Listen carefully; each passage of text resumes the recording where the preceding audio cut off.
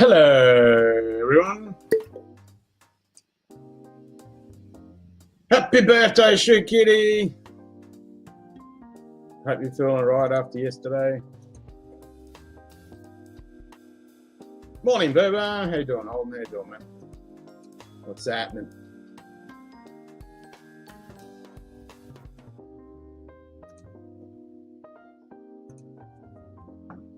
But I better put in some cheese. Do all the things.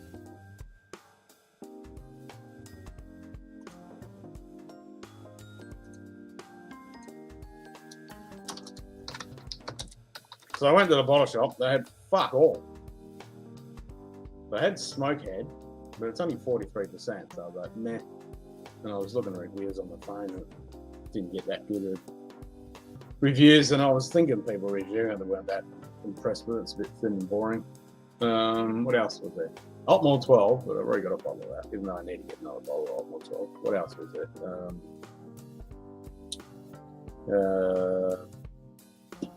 They had a Cotswolds, which I was pretty keen on, but it was only the signature, which is kind of meh. So, and then there was a bunch of Japanese stuff, overpriced, of course, and no Indian, no Taiwanese. So I went, meh. G'day, Sugar Kitty. Cheers, mate.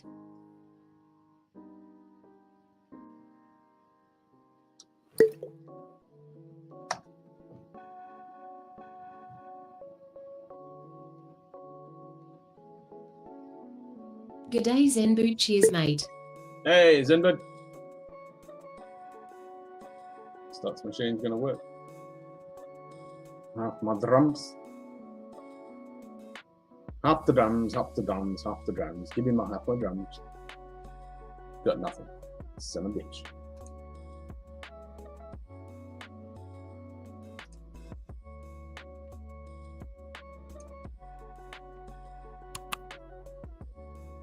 I can say for sure this morning my moss is pretty foggy. Yeah, they had 3 bottles of the foggy moss. Even though the rumours are that they've discontinued it, it seems to be still available, but my bottle is low, I do know that much. I know they discontinued the 18, I wish I could get a bottle of that. I did have Glencairn 15, but I wanted something that I didn't have. They had 4 Sharp 10, they had the Strigidaire, but that's a sherry, I don't want a peat. Fuck's sake. So 4 Sharp 10, I've already got a couple bottles of that, so I didn't need that.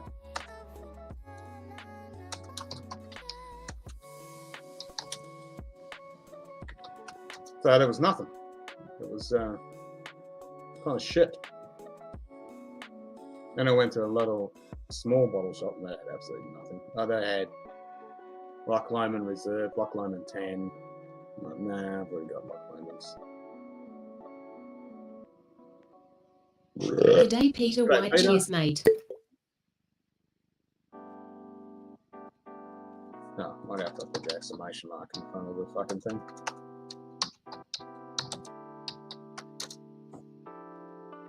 Might help.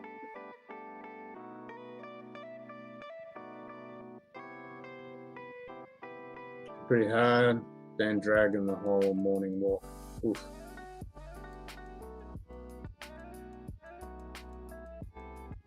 Oh, hopefully feeling a bit better. Ah, fuck's sake. Alright, I gotta restart Sammy.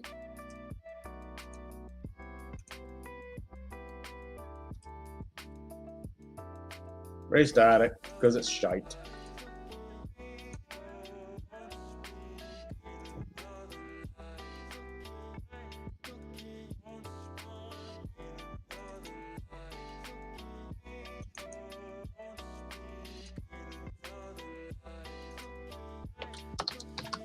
Let's try it again.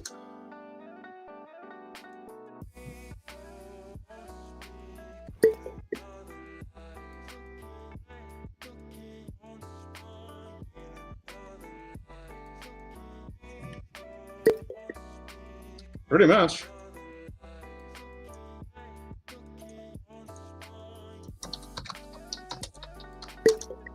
It's just this one fucking extension that gives me the shit.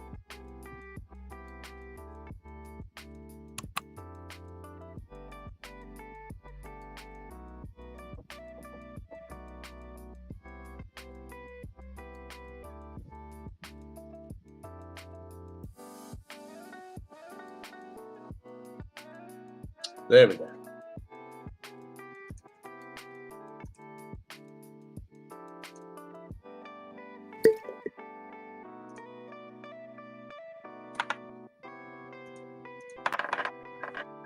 International Whiskey Day mean whiskies outside of the country you live in? No, it's just whiskies from wherever. Obviously, it's just meant to celebrate. It's actually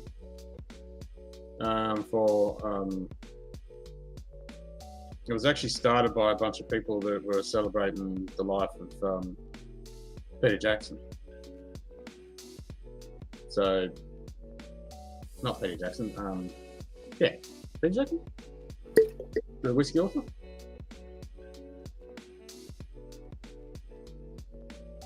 And it's just to celebrate whiskey from all over the world. So at least a whole set of whiskey from multiple countries. Yeah, so obviously you want to try whiskey from all over the world. Ideally.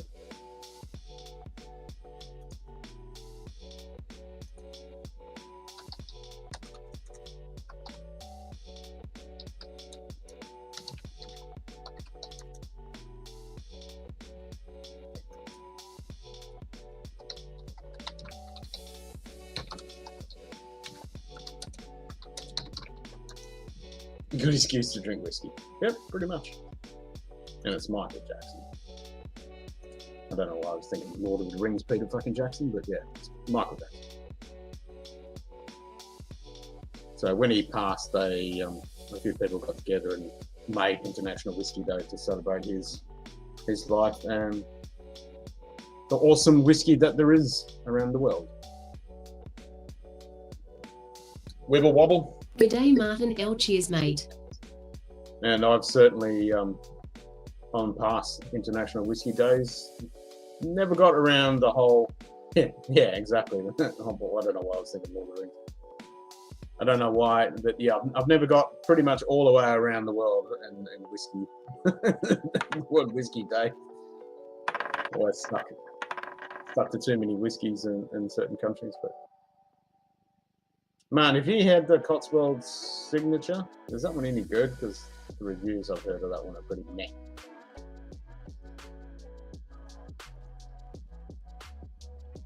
They did have the Smokehead rum finish, but I'm like, nah. Rum finishes, I'm not a big fan of rum finished whiskey. Even though I love rum, but just rum finished whiskeys, nah.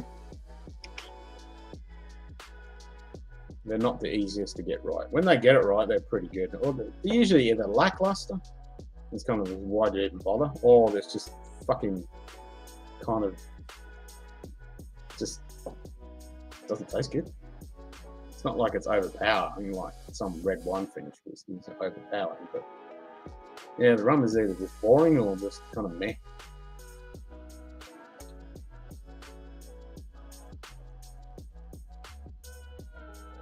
Rum and tequila finishes.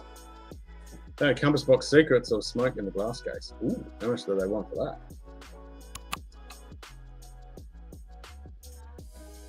Yeah, I was kind of disappointed. They had fuck all the shop today.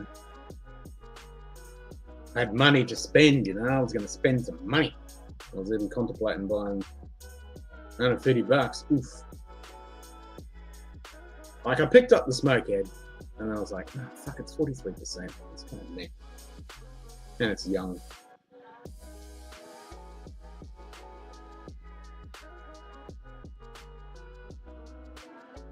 So I walked away with nothing.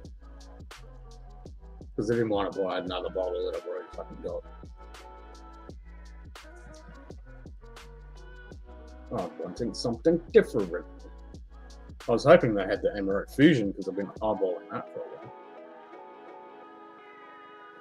I know there's a couple of bottle shops back home that got that. Yeah, there wasn't one single fucking Indian or Taiwanese whiskey in the whole fucking store. Oh, shit. I thought, oh, okay, well, I'll get a bourbon. That fucking nothing there either. It was all garbage.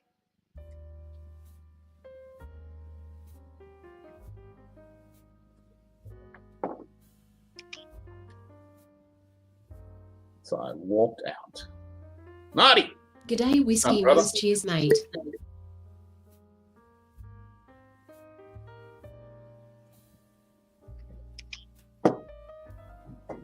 But we'll have some Glencairn anyway, not there.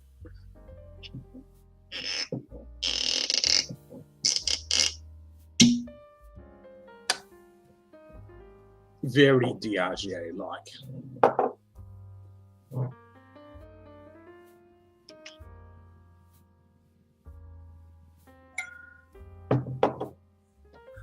Peat Monster, yeah, that's the one you want. That's the one everyone talks about. If I saw that on the shelf, I would have fucking bought that. I definitely would have bought that. I mean, they had the Glencairn 15 in the fucking cabinet, for fuck's sake. It's weird selection of what they have in the fucking cabinet at that store. I think they just use it for fucking storage. There's no rhyme and reason because they got other whiskies that are more expensive than that, and they're not in the fridge. It's fucking stupid.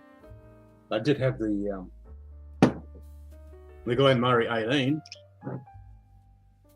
I've got a Glen Murray 21 too, but yeah, they wanted a bit too much money for that.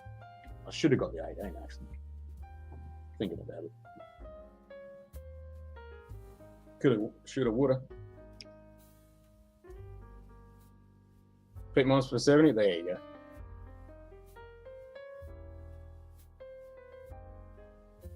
go. Oh shit. Getting all the good gifts, you kidding?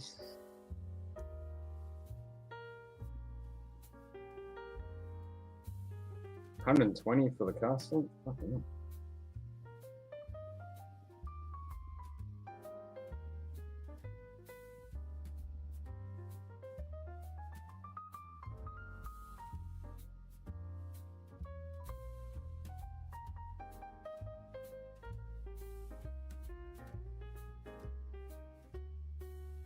Either way, do that instead of secrets. Yeah. Yeah, Peat Monster, everyone says is good.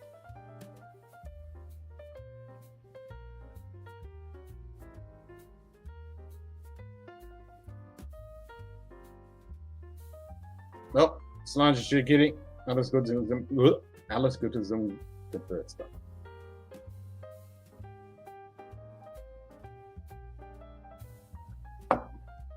Glen Murray 18 is great for the considering age and what you get. Yep.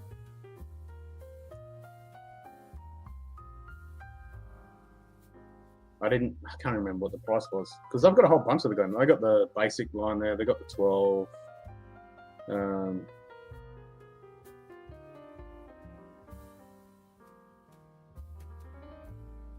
Yeah, I did contemplate getting the Foggy Moss because I know mine's fucking low.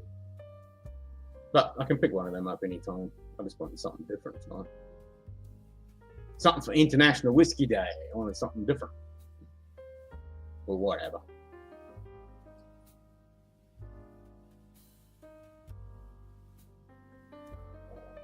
I got Scottish, I got Irish, and I got Jameson fucking dry and lime bloody pre-mix, so I can have one of them as well. Oh, whiskey from 9 countries, not too bad. Yeah, fuck yeah. Yeah, what have I got? I mean, obviously I've got Scotch, I've got Orange, I've got Irish, Scottish, Japanese, Australian. I'm trying to think what I've got English. I've got that sample of Bimbo, that doesn't count. So Taiwanese, Indian, Swedish, New Zealand,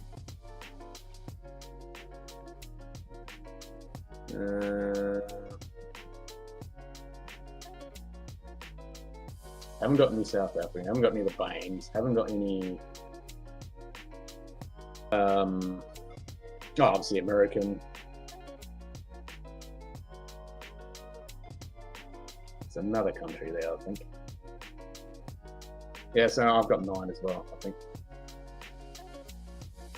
Like Spadeburn 18 over Glenmorangie 18 cents, there's a little more flavour to it, but the Glenmorangie is still good and more subtleties. Okay. American, Irish, Scotch, and Canadian. Oh, Canadian too. There you go. It's only a fucking Canadian club, but it's an 18-year-old. So yeah, 10. I got 10 bottles. I thought I had something English. I know I've been wanting to get a decent Cotswolds. Bimbo's always counts. Well, I've only got a little sample of Bimbo. Bimbo's fucking good though.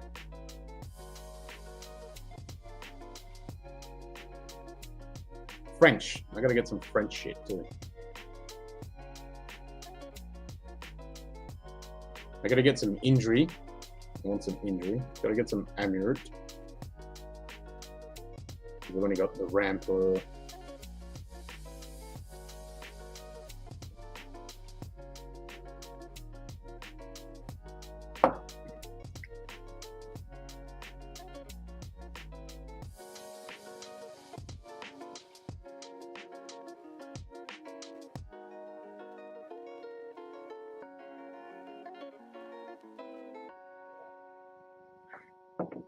Yes, there's quite a few countries that haven't found a good German whiskey. They're kind of a little hard to find. That Romanian one that you've been drinking, Martin, sounds pretty damn good.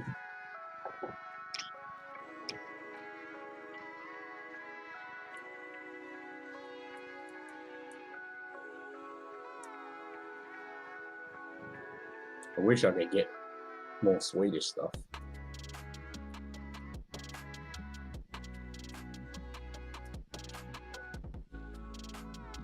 Out of the standard stuff. Is that stuff that Frederick sent me? Holy shit, that's some fucking good stuff. You can't fucking get it anymore.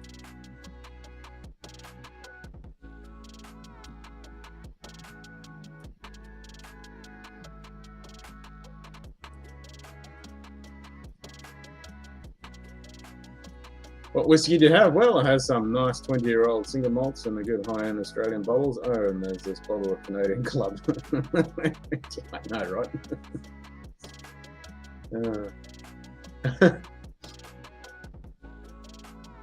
And the only reason I bought that Canadian Club is because I didn't have anything from Canada. Because I can't get fucking Lot 40. G'day Thomas Magnum P. Cheers mate. What's up, Perth? How you doing, man? Yeah, this fucking weather sucks a dick, doesn't it? At least you're not in fucking Geraldton. At least I'm glad I'm not in fucking Geraldton. I've had 4 days of around 42 degrees, and I've got another 4. So, yeah, get the Swedish before they're all out of business. Yeah, I just wish I could order it directly from them without getting shafted. I mean, that's fence-esque that I've got. What's your least favourite type of whiskey? Cheap shit. Least favorite type of whiskey?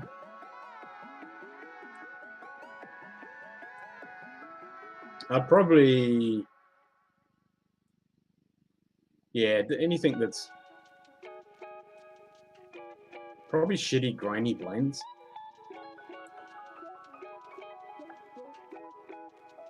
Just your shitty grain blends. There's just nothing but grain and a little bit of fucking whiskey. Overhyped, grainy whiskey shit. G'day Nightbot, cheers mate. Wales, England.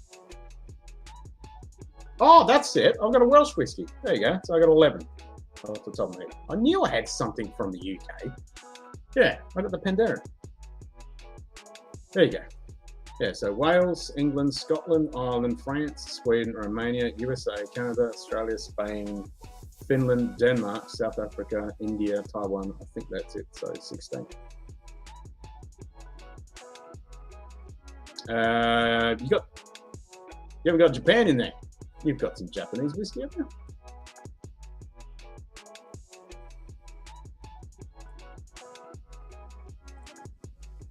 The last kind of bottle you would buy.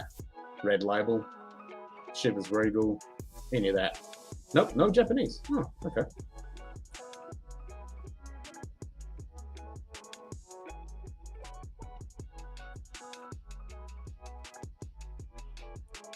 Oh, i.e. rye, bourbon, Scotch, Canadian. Oh, so type of whiskey.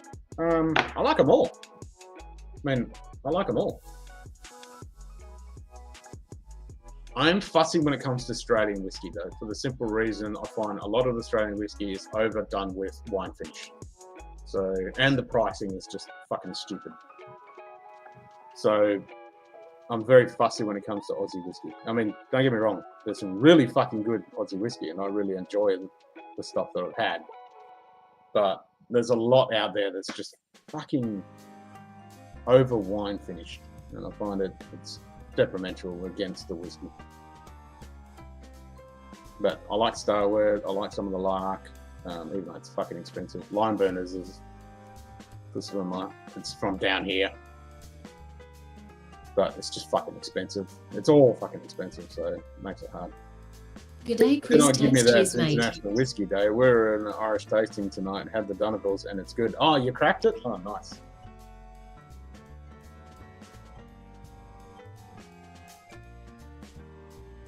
Need to send you some Calvington Mill. Yeah.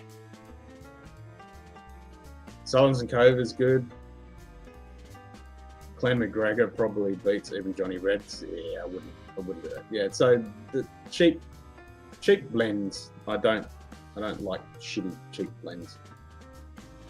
You know, so I meant you cracked it at the tasting. Yeah, nice.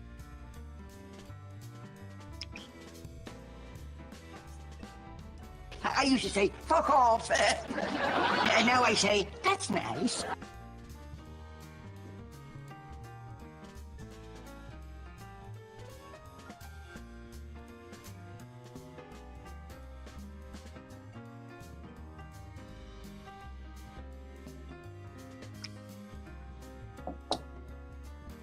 No Millstone either. There probably will be at some point.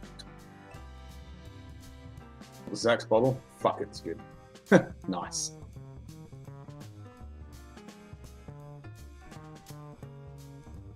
Yeah, so Scotch, Irish, Japanese,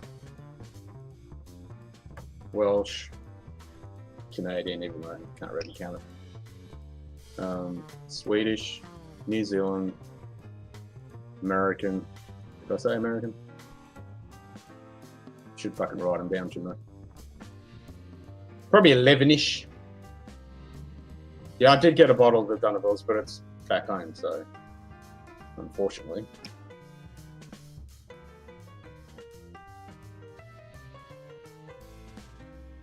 Oh, Carly's not coming on, she's dead tired. She said she was going to come on. But she's piking now. Okay, fair enough.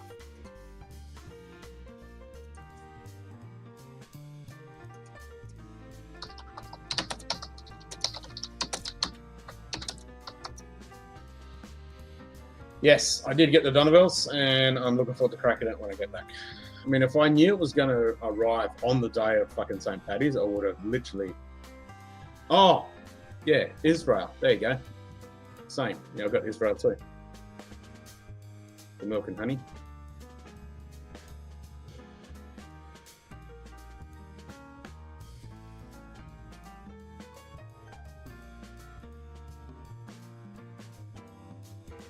Yeah, there's always, you know, a couple bottles, at least if I can forget. Put it this way, we got more than a dozen.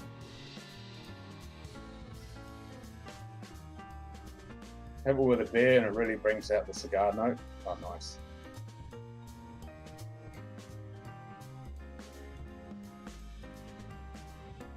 Out west before I drop that much on Donegal's. Yeah, we were lucky, we just got it through the club and it's a whiskey bottle for the club. So we were pretty lucky.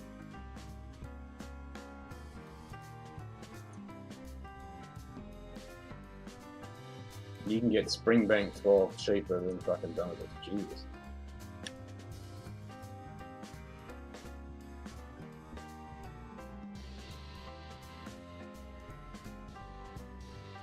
You've got to get some of that Donald Ontario bloody mafia connection.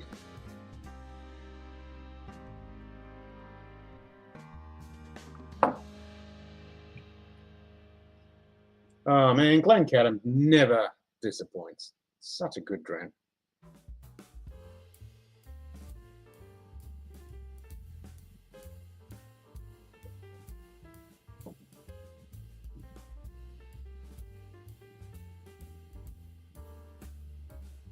Never disappoints. Just a good fucking tasty dram. Hey, Top Good Dog. day, Top Dog. Cheers, mate. Do some great samples. Nice. Nowhere in the world is Donovan more expensive than Ontario. Oh, yeah. Have you heard of Australia? The only reason we got it for a decent price is because of fucking Australia. Whiskey Club. Otherwise, I don't even think we can even get it in. When he went to bed, but I'll get up for a pour with you. Have to drive Lil to the train in the morning as we have a big Japanese tasting tomorrow night. Oh, that's nice. Got my Tennessee breakfast. I do it every Thursday morning. Fuck yeah. I go through all of my samples. They're like, oh, that's cheap. No, you can't do samples. It's got to be bottles. Taiwan, Israel, India, and Wales. Positive I have South Africa, Canada, and Holland. Ooh, Holland. I don't have anything from Holland. That'd be interesting.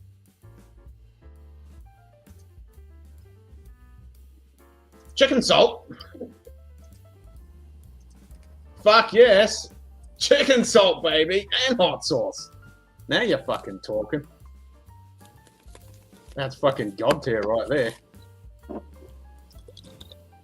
Chicken salt and hot sauce. Now you're fucking talking. Yes, baby. I'd be doing the same thing. Hell yeah. Fuck yeah. Enjoy. Chicken salt. Fuck yes. That's the way to do it, Zender. That's the fucking way to do it. The Dutchess Milston, and it came from the guy that's here in chat. Yeah.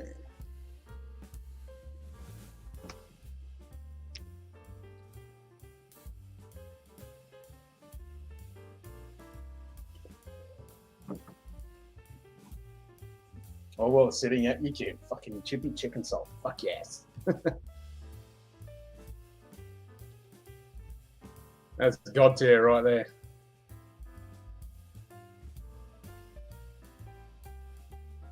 You have pseudo Japanese. I mean, there was a couple of bottles of Japanese whiskey there. I did see a bottle of Yoichi, even though I've already got one. I was like, ooh, I could get Yoichi. Actually, they had the mask, a couple of bottles of the master, but I didn't know which one was good. I hear some of those are pretty good.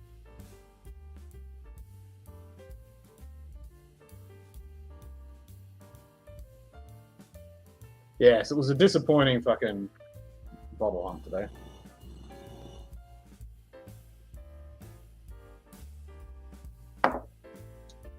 It was definitely disappointing.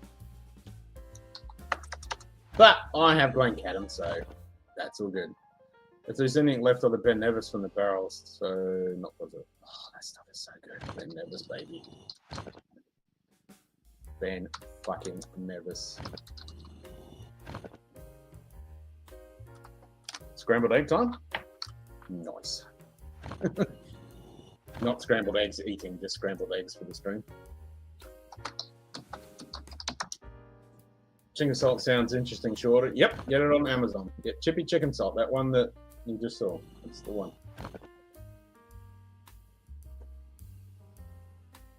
There you go. Dunnerville's 21, $435.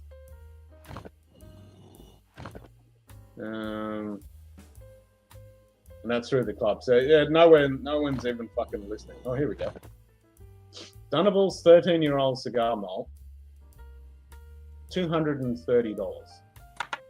And I think that's the Whiskey Club bottle that somebody's fucking selling.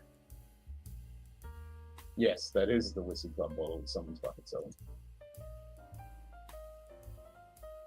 We'll just go, no, celery salt's, nope. Celery salt is different.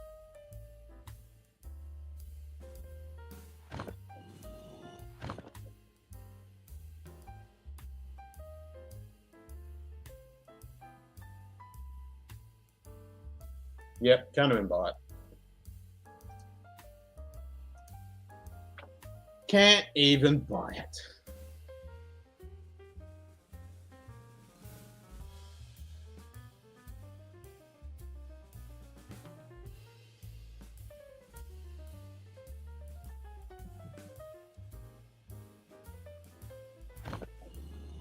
Munted. Completely fucking munted.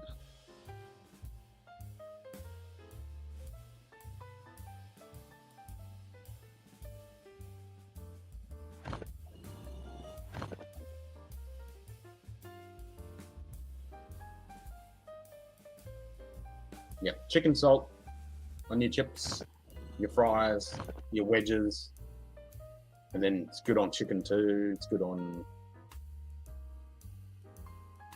anything really. But yeah, any potato type stuff, it's fucking delicious.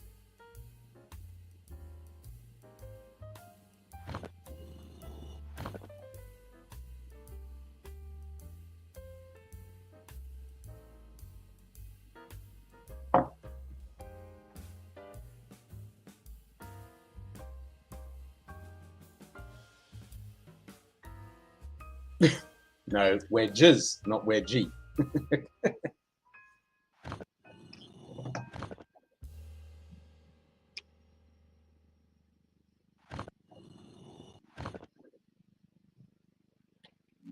You don't want wedgies, just wedges. Good wedges.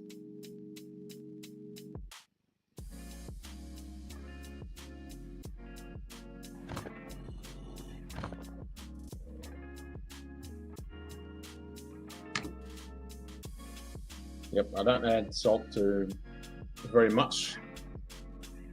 I'm a pepper man. I like pepper all over my shit. But fries / chips / wedges, the one thing I like lots of salt on. Preferably chicken salt. I do like the lemongrass salt too.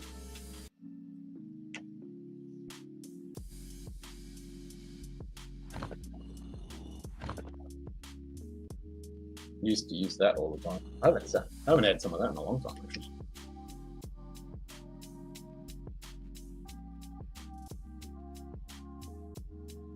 It's all the chippy chicken salt. You put it on Vegemite? No, you don't need to put it on Vegemite. Vegemite's already got enough salt in it. But I will put, if I'm having Vegemite and tomato, I will put pepper on the tomato for sure. Always put pepper on Vegemite, tomato.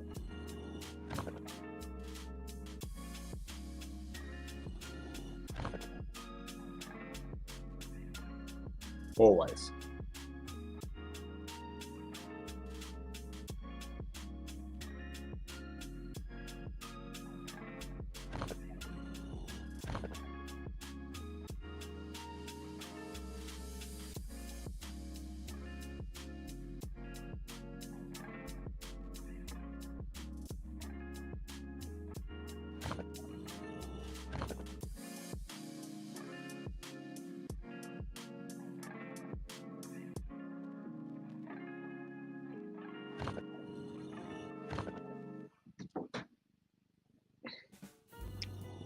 I had a very nice medium rare cooked grass-fed Scotch fillet steak with pepper and beans. Normally I have a shitload of salad with it, but I felt like beans. So I had that tonight. It was fucking delicious. Cooked it to perfection.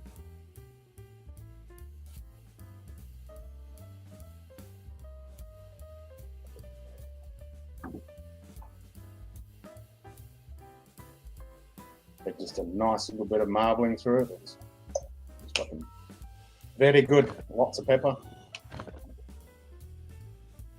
Little dash of HP sauce. Job done.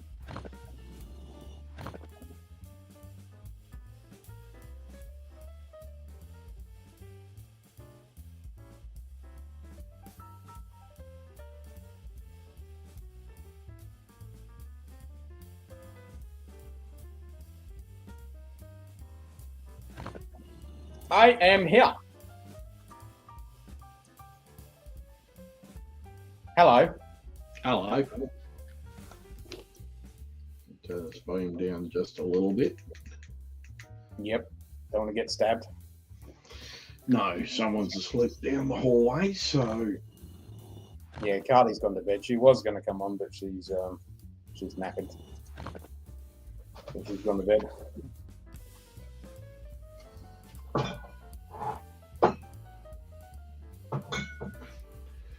So that Dunaville's good, yeah?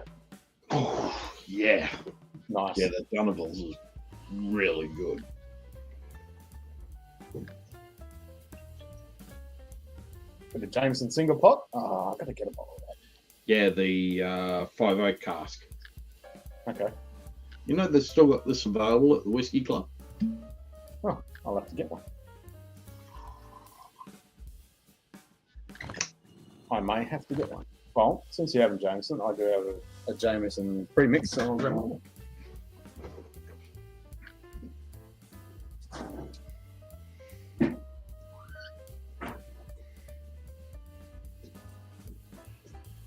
Jameson pre-mix in a can.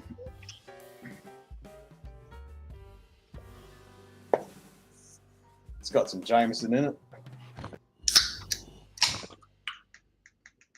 Every time I crack something, happy birthday, Shooky.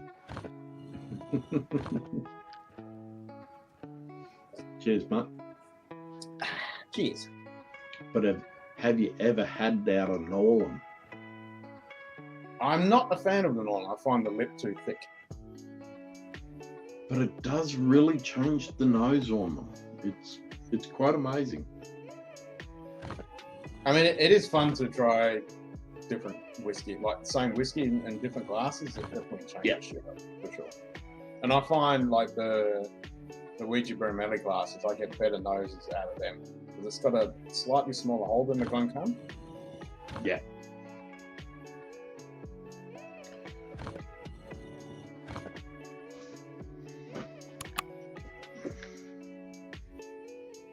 But yeah, because I don't drink tea and coffee and stuff like that, so I can't drink out of mugs and shit.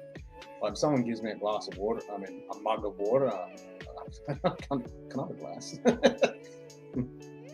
But I have used an Nolan, but the lip's too thick.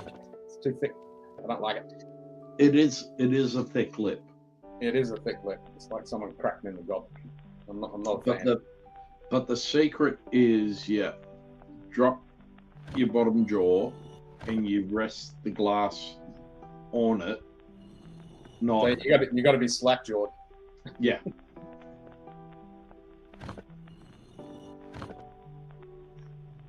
Ew, what do you mean, ew? I don't You like also Jameson. breathe in at the same sort of You time. could try the plain Jameson. That doesn't have very much Jameson in it. Yeah, it's just got grain. But I suppose there still is Jameson's and it comes from the single pot. Single column still.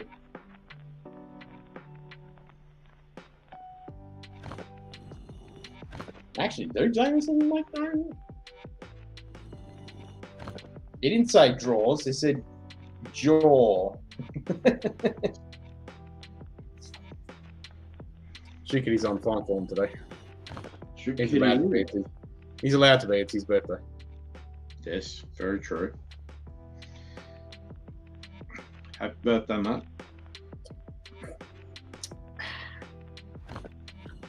Did you see his wanna play input? me hard? Phrasing. Well, then you better nut up. Phrasing. Because I've swallowed just about as much as I can take from you. Hey, phrasing. Did you see the other side of the world chippy chicken salt being in prime use? Yes. Yes. And when I was booting up the laptop, I went into the kitchen, but my chicken salt's in amongst all my rubs, and I wasn't pulling everything out of the cupboard. Ah, but you're Australian, of course we have it in the cupboard. Meow, sugar kitty. But to see it on other, people all over the world having it, it's all our fault. It's all our fault. I took over a big jar of it to the States last year, which is I don't know if John Kranz has finally gotten it from Chryslatic yet. Well, I think the last time I talked to John, he said it was fucking good. So I think he must have got. I know he did order some. He did order some. I think. Oh yeah, no, but I took him over a massive big jar, and I said for him to send it out to everybody. Yeah, I'm gonna do that for Jock. I'm gonna take him over. It'll be like, it'll be like some white powder. The worst part is that you get pulled up going through everywhere, through airport scanning. Yeah.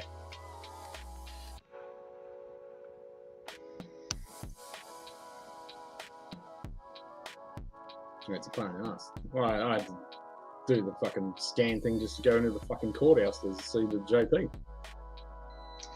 Yeah. I'm gonna do all that shit. If Ludwig had it, may have gone to his ex-wives for alimony.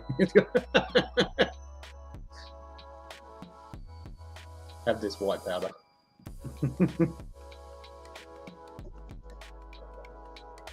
Well, that's the thing with that white powder. If you try it, it's worse than crack cocaine. You won't want to give it up. Yeah. It's good shit. It's the MSG of Australian salt. The king of flavour.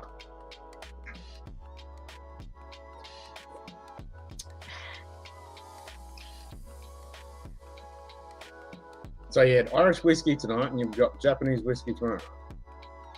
Yes. That's nice. It's a hard life. It's a fucking hard life. It's a hard life.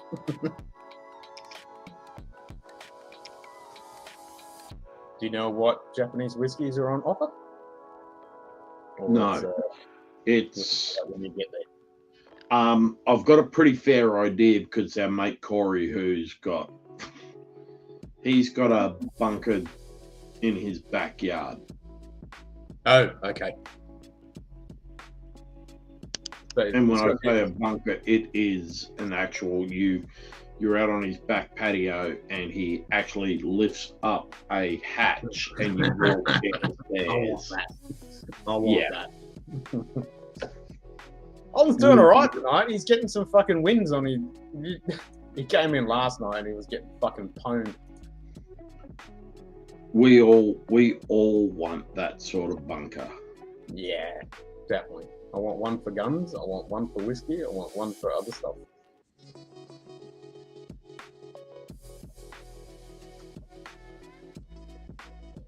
And if I had my way, I'd dig up the whole fucking backyard and turn it into underground. You've yet to lose today. Oh, shit. Well, enjoy it while you can, because the St. Bernard's all fucking screw you over. Isn't that the truth? I don't know what you mean the MSG of. Chippy has MSG in it. What do you think it's addictive? I know. But it's all the other stuff that goes with it that just makes it even more addictive. Holden, get in here, you and Lauren. You need to get in here, Holden. Don't just play Connect 4 with Martin. He was getting completely pwned yesterday.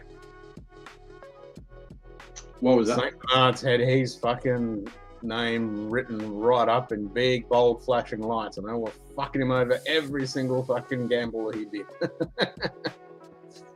Then he won the last giveaway, which is like $6.5 grand. But then he started winning, and he's won every single gamble he's done tonight. Enjoy it while you can, because they're gonna fucking get you. They don't miss a beat. No. They'll bleed you fucking dry. Yeah, one of my days at the doggy casino. Yeah.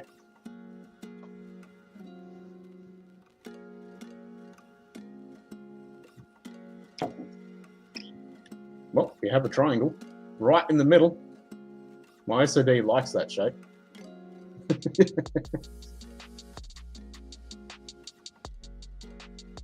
Except there's one part of my OCD is like, nope, there's 3 of one and G'day, Through the Kilco other- Mental Musings. Cheers, mate. Brian!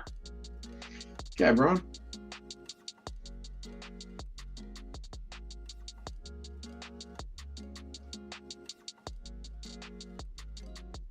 Now it's breaking. Mate said he doesn't like that anymore. Gives me the whiskey. Yes, gives me Aussie whiskey. I went to buy the whiskey and I couldn't even get some good whiskey. The shop sucked.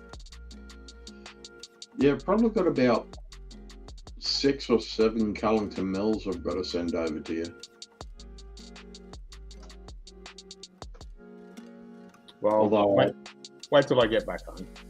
although I might try and talk to Rizik, who's the GM, and get some other stuff sent over as well, and over to you and to me, and get Rizik to come in on a night. And Yeah, we'll do it. Yeah, we'll do a stream. That'll be good. might have to start a little bit earlier because, you know, well, if we wait for another 2 weeks, daylight savings finish, that make-believe time. Yeah. I mean, I can definitely go earlier. That's not a problem. But yeah, so I'll get Rizik to come in and we'll go through a lot of stuff. I'll try and get him to send over some Palo Cortado. Oh my God, their Palo Cortado stuff is great. Yeah, sign me up. I like it. Hasn't been released yet, but we've had some tastings out of stuff, and oh my God, it's good.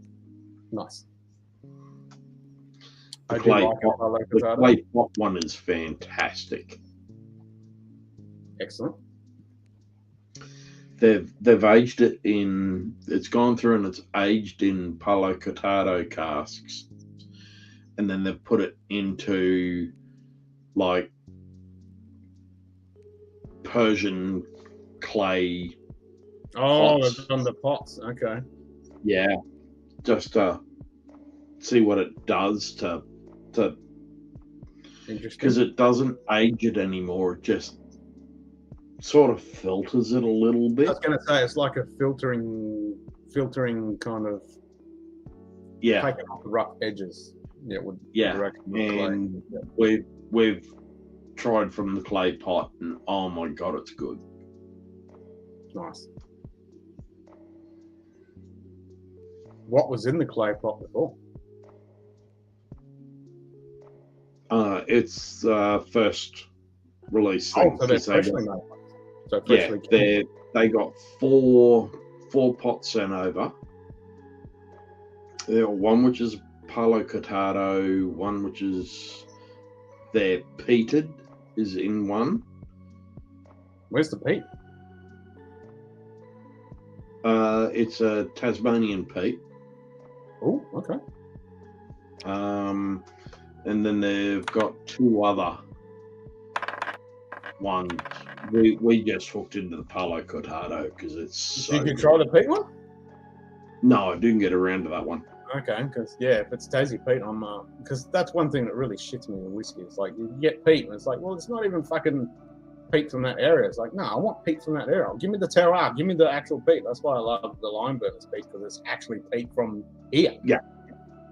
Well, the Cullington Mill one is Tasmanian peat. Yeah, well, that's perfect because that's that's Tassie fucking peat. That's what you want. Tasmanian Pete. I think I've seen him on the Bugs Bunny show. and it's not sheep shit peat. Yeah, it's proper Tasmanian Pete. Yeah, Yeah. Tassie's got shitload of fucking Pete. Yeah. Not had a lot of Cortado finish, but the Deanson 97 was excellent. Okay. Well, that Glenmoe Palo Cortado is pretty good. What was the last one that the Whiskey Club came out with? Smell the Pete. Pete, That was a Palo who the Cortado. fuck is Pete? They get it for the ground, then they dig it up. Cheers, Ryan. G'day, Dig it top up. shelf, Dustin. He's throwing Cheers, it mate. right, and he's wondering why it's Yeah, black Dustin. and a shite. What's up, Dustin? At 55%. What's at 55%? The Mermaid. Yes, the Mermaid. That's Palo Cortado, and the one before that was so I got the Glenmoe, the Glenfiddich Palo Cortado, the green one. That was a Whiskey Club bottle. That one's, it's okay. No, that was just apple brandy, wasn't Pato Cadaro. Anyway. Can't see my comment about the Open 15 year coming out? No, I did not see that.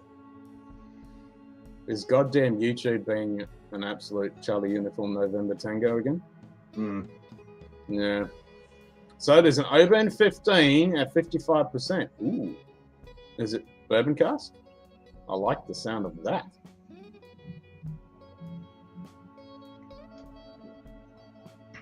Cask strength Open 15 with Pato Cadaro and should be priced 130, 150. Ooh.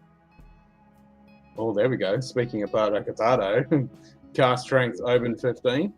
Yes, please. Yeah, well, I'm the Callington Mill cask strength Palo Cortado is phenomenal. Yep, I came in topical. Nice. Yeah. Open 15. Well, when's that dropping? I'll keep an eye out for that. I'm gonna hunt that fucker down. Yeah, I think I've got about 7 different Callington Mills now. Nice. Kind of helps when you become friends with the GM. This was hard to get. Excellent Palo Cortado. Deanson, oh, that's the Deanson 97.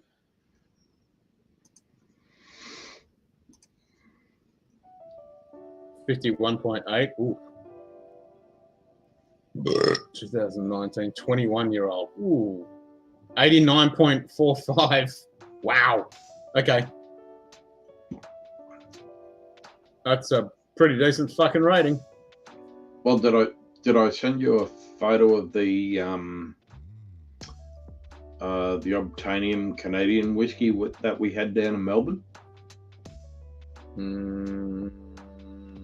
Which was 82%. Oh, Jesus. So that was small sips on that one? Oh, no. It was fucking great.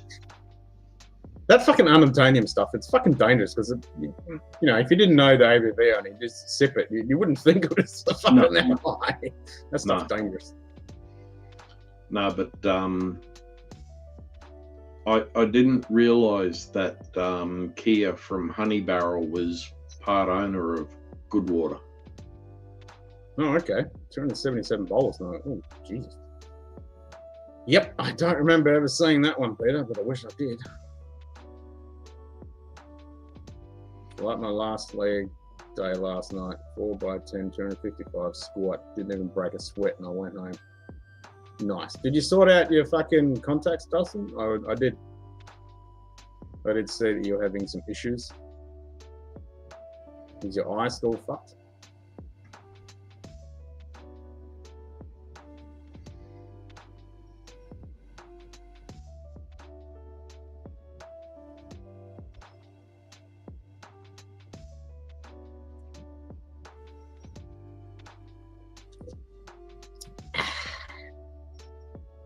Yeah, I was disappointed in Dan's today. They had fuck all. Dan's has fuck all normally. No, they used to be good. But, I mean, I haven't been to a dance before this year for quite some time because we don't have one.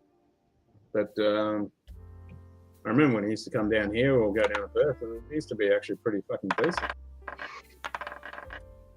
I did flip it, and you can see, yay!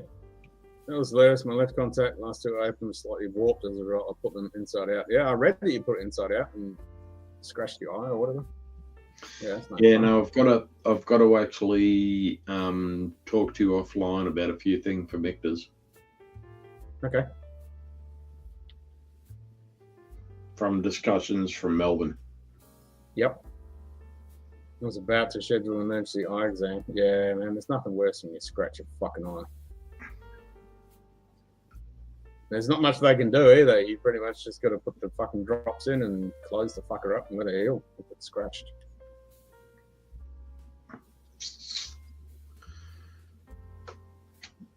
Well, I've had a Irish because we've been drinking Irish all night.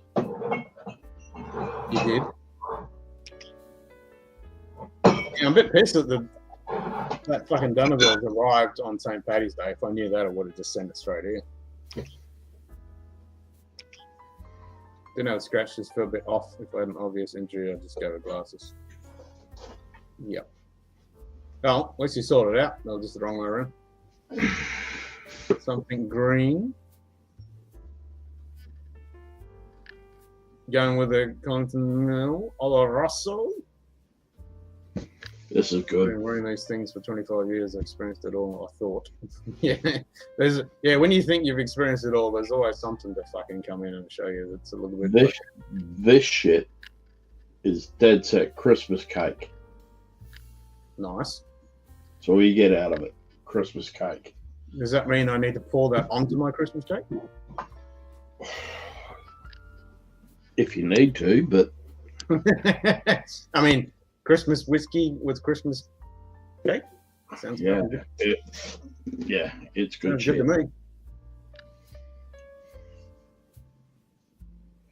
to me. So has anyone had the Strigidaire? Is it worth fucking getting? What's that? The Strigidaire. What the fuck's that? Bunna. What? Bunnahabhain Strigidaire. Ah, Bunnahabhain. Yep. Well, if you fly over with us in September, I've got a friend of mine who's going to organise shit for us in Bloodknock, Nice. which is about an hour and a half drive south of Glasgow. Yes. And then a few other things around, a couple of other distilleries. Excellent. Well, if I can make it, that's going to be the plan. I'd prefer Tedekadar. Yeah, I mean, I like Tedekadar. The Strigidaire, because it doesn't have peat on it, and it's just sherry finish. And that's why I was like, I made an interesting blend. My dad got me a 4 Roses decanter for Christmas and a bottle of 4 Roses Select, kind of boring whiskey. So I blended it with a shot of all my Good 4 day, Roses. Mike Style. Cheers, mate. Hey, Mike. Hey, Stolly. Finish is still kind of lacking, but there's a lovely little blend. Nice. Get in here, Mike. Well, if the finish is lacking, now you need to add something with a little bit of fucking depth in the finish to add to that. Something along the 4 Roses kind of ilk. Or just add peat. I mean, this shit is good.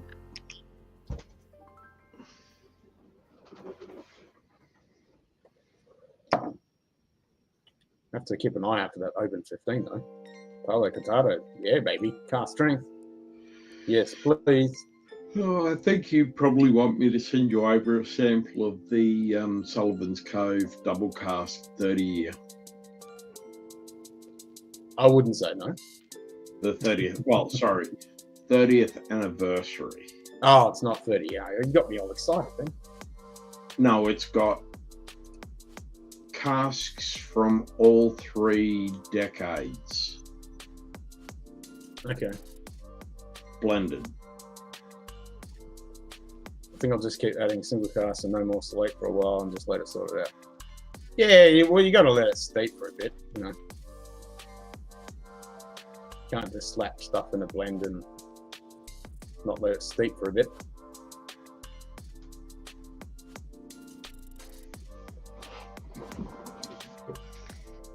That is true. Double cast 30. Bet that wouldn't have been fucking cheap. Sullivan's Cove is not fucking cheap. That was about $300 at the distillery. Is it 5 ml? No, 7. Oh, shit, that's not too bad then. Yeah, It's not too bad for a fucking Aussie whiskey. yeah. Oh, Cullington Mill's fucking really cheap for what they're. A bit different than a pitcher, and it'll be here in 2 to 7 weeks shipped. Oh, nice. I expect pictures on the wrist, of course. Supposedly, you can order Cullington Mill stuff off Dan Murphy's website. Yeah, the problem is the fucking anything I order off Dan Murphy's, they're slugging me like $35 like they do with fucking Yeah, which is ridiculous. But Yeah. they should have it in store, but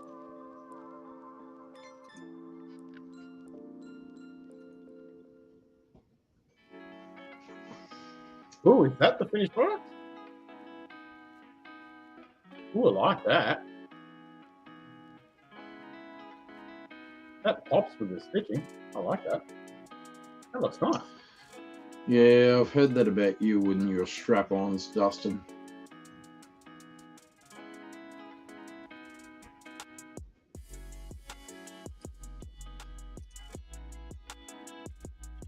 Yeah, you having any cake today, Shit Kitty? Or are you having apple strudel or apple crumble? What are you having? What are you? You gotta have something. You gotta have a little something.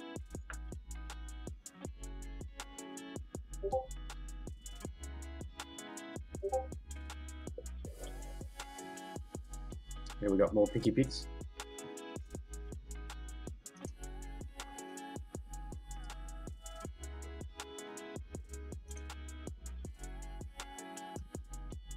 Grand Seiko, baby.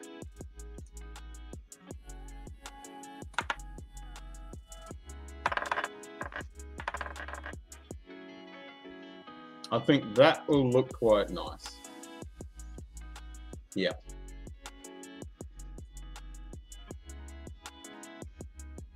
Nice choice. I like it. Interesting to see it when it's all together. The yellow will kind of match the gold second, and the strap would be pretty close to that Dublo without. Yeah, that's what I'm thinking. I think that should be quite nice. I look forward to seeing it.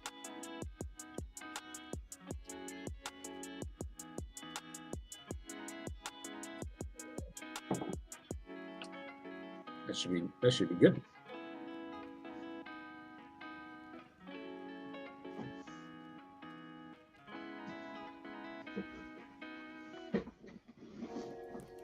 Yeah, I don't know when I'll be able to get over to Europe, but as soon as I fucking can, that's where I'm going.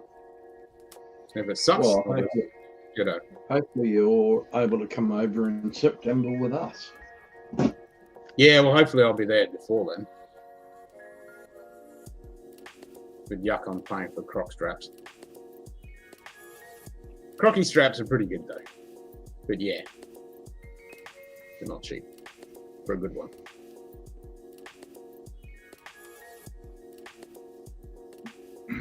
I mean, hopefully I can get over earlier. No, I'd really like for us to do Scotland and together and. Yeah, but I mean, hopefully I can be there before, and then I'll meet up with you guys when you come over. Because I really want to do Edinburgh Tattoo. Oh yeah, yep. And that's August, so. Yep. So I've got all of August. It's pretty much only the last week of August that they're not doing the tattoo, but they're pretty much doing it the whole fucking month. So hopefully I can squeeze it in. And I'm going to do the whiskey experience one. What are you going to do? Leave the lad with the grandparents? No, they're going to come over. You bring the lad as well. Yeah. Well, especially for the tattoo. Like, you know, we'll all go to the tattoo. Yeah. Yep. No, bring them over for that. And then, you know, they can come over for a couple of weeks and then I'll come back home and then I'll continue on. Yep.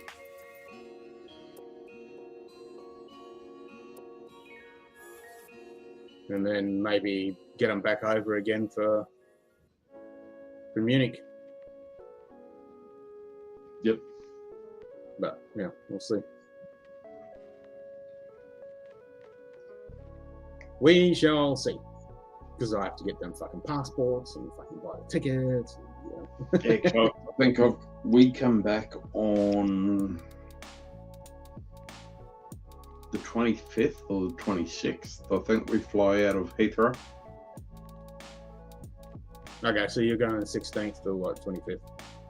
No, we're over there on about the 3rd or 4th. Okay.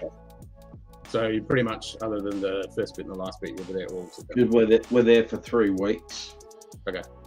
We're going to go straight up to Glasgow because Martin's away. And then Martin sent Lil a message saying that he's away again in Cardiff when we were going to come back through. So, to you, Martin. Well, hopefully I can still stay with him because I was going to do it end of July with Martin, but I don't know what my timing we're going to Yeah, we are not staying with fucking James Morgan. No. And I'm definitely going up to Belfast. Go see Cool Running. Go to Hull and Wolf. Got to do that. Oh, is he down in Belfast? Is he? Oh, He's up that way. He used to work at Hull and Wolf. Yeah, because we're going over to Dublin, and if Martin's, like I was saying a little, if Martin's not going to be in London, we might do a couple of extra days in Ireland, and then maybe go back and do 1 or 2 nights in London because we want to go and do a few things in London. Yep. I want to do a shitload in the UK. Because I've got to go up to Yorkshire as well. So I'm going to try and see if I can get my sister and brother-in-law to come over and join us. Okay, cool. Get them to come over from Germany. And I'm out and visiting Scotland and Ireland. Not my bag. What? What's wrong with you? Well, you will have to come down either to... Actually, Mike, you need to either sort out coming down to Cheech's meetup in February, or we will talk to you about you coming to meet up in DC. You need to come to the DC meetup. So, Mike, you wouldn't want to go to Ireland?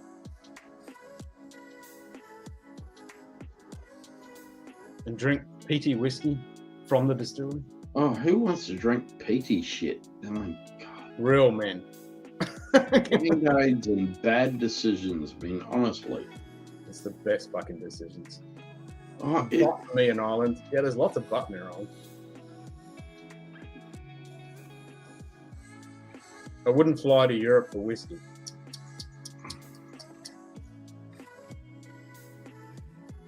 I'm not going to Europe just for whiskey, but that's definitely a very, very, very large part of it. I mean, I ain't going to be doing a shitload of photography. I mean, fucking Scotland and Ireland, you only just got to spin around with your eyes closed, open, click the camera, and you got a fucking postcard. Actually, I was watching something on YouTube today, and there's a whole section of southwestern Texas, which is a blackout zone for lighting. Yeah, there is. So the International Dark Sky Association has a few. Yeah. Yeah. And that it's got absolutely phenomenal. Mm-hmm. Well, there's a couple sites in Texas where the big massive roll-on roll-off sheds. They've got a shitload of them. Yeah. And then you can pay to have your telescopes hosted there, and they look after them for you. And then obviously remote wherever you live in the world. So there's quite a few of those sites in Texas. Yeah, no, but Texas, the main ones are in Texas. Supposedly it's a massive big area, and people go in there all the time to do astrophotography and. Yep, it's a big thing. And then you can do I think it's a 5-day trip up the gorge through the river, and you stop at a whole heap of different astronomy sites. Yep. No, that's a big thing. There's quite a few people I know that have actually got hosted telescopes in Texas. Oh wow! Okay. I did a question about the cake in the background. No, I'm supposed to be on a diet at the moment. Most mum will take me out for dinner. Yeah, I know that, but you can have a little bit of something, just a little bit. You know, buy a little slice of something when you go out for dinner. You can have a little bit of cake. Not a big cake, but a little piece of something. It's your birthday, for fuck's sake. You're allowed to have a little bit.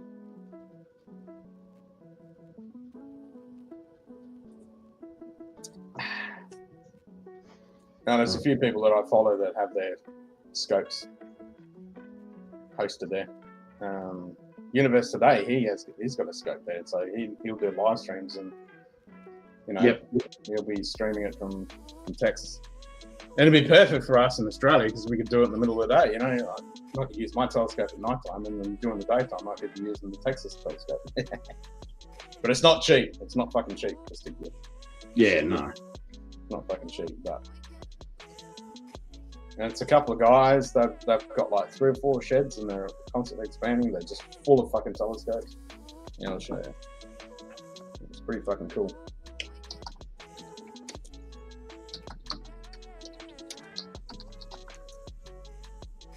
Bit of that splurge, a little nip of something special. I believe I'm going to have some 98 clone leash later after a voice stream. Fuck yeah.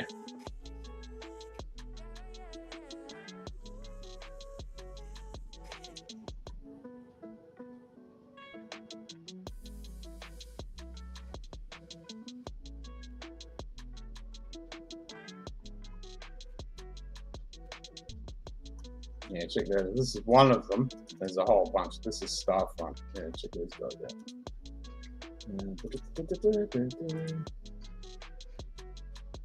You only have to watch you only have to see the beginning of it because it just looks badass. Don't even need to look on anything else on the website. You just look at that fucking intro video. There you go. Cool. Now you wait to see all the fucking sheds with fucking shitloads of scopes. Just wait for it to load.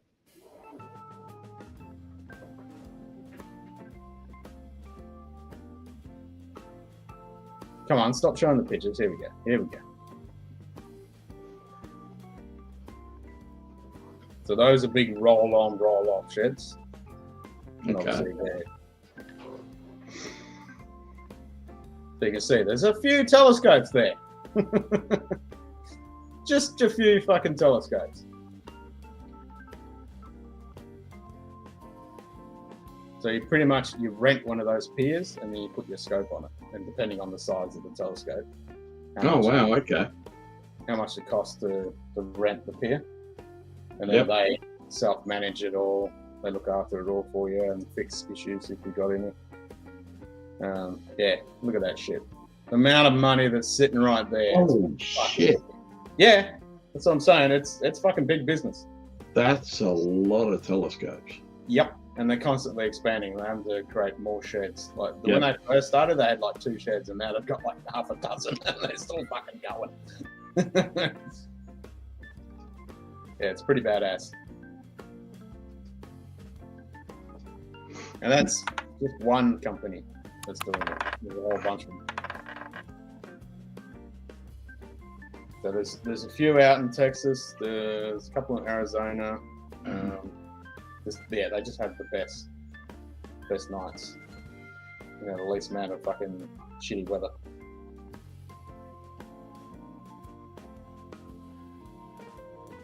And fuck all light pollution. That's a huge market that Australia could be fucking doing, that's for sure. Oh shit, yeah. Yeah. And there's not really anyone fucking doing it. It's definitely something that it could be done. G'day, Mr. Mum, 310 cheers, mate. Hello, how you doing? It's definitely something that could be done here because the Northern Hemisphere doesn't get to see the objects that we have in the Southern Hemisphere, so...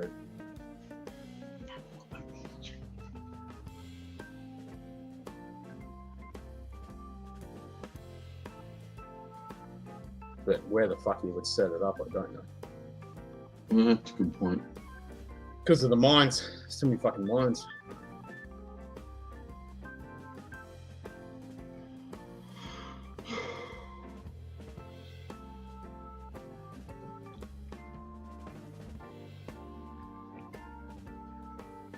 What you looking at?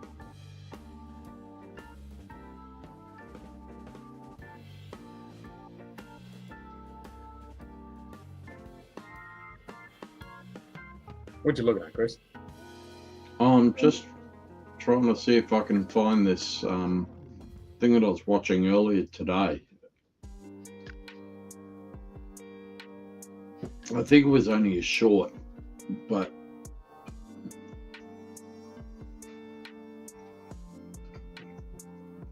What about it? chick comes in all my my feed who does a lot of astronomical stuff, and yeah, it's she does some really good shots, and she was talking about where it was in Texas, and Yeah, it's probably one of the dark sky sites. yeah, There is actual international. it's a massive part of Southwest Texas. Yeah. Because that's probably where that site is, where they've yeah, set up. because she's there going. This is a view of like the US at night with all the lights, Light pollution. and she goes, "There's this whole section of Texas which is just missing." Well, you imagine when you look at Australia, look at the night sky map of Australia, and you got the east coast and a little bit on the west, and there's just fucking this whole chunk of Australia which is just pitch black. Well, that's where you would only drive 15, 20 minutes down the road for you, and you're outside of the lights. But you know, yeah, an hour, and then I'm good. It's nice and dark. yeah, well, that's just down the road, so Yeah, exactly. Problem is, you got all these little tiny towns and then fucking mine sites everywhere. no, true, yeah. Trying to find the spots where to get away from those fuckers.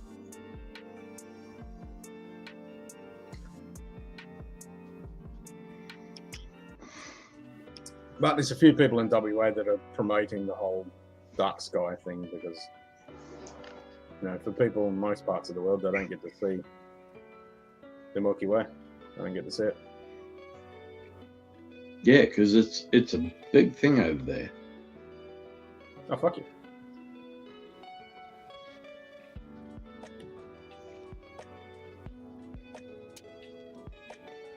Yeah, when I get back, I'll definitely be pushing my astronomy business a lot because I lost my contract for doing all the fucking IT FBOS bank stuff. So I'm gonna have to. Oh, have you? Yeah, because I'm not there, so I can't fucking do it. So I lost that. Yeah, that does make it difficult. Just a bit.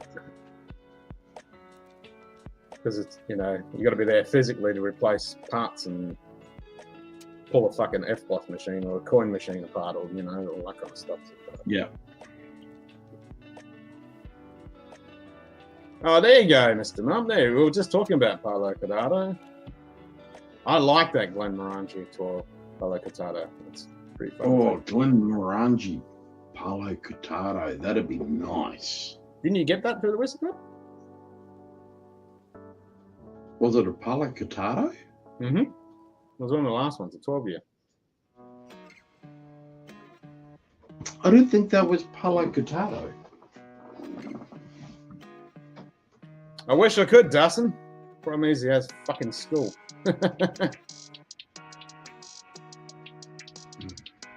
Yeah, I think the last 12-year-old was a Palo Cortado. No, correction, the one before that one, because that one is the, yeah, that one. No, that's the Amontillado. Amontillado? There is a Palo Cortado. I got it. Yeah, I think that was the other one before that. With these tiny little hands, he'd be perfect. Oh, especially getting into those fucking necks. Oh my god. And those bank teller machines. Yep, he'd be good for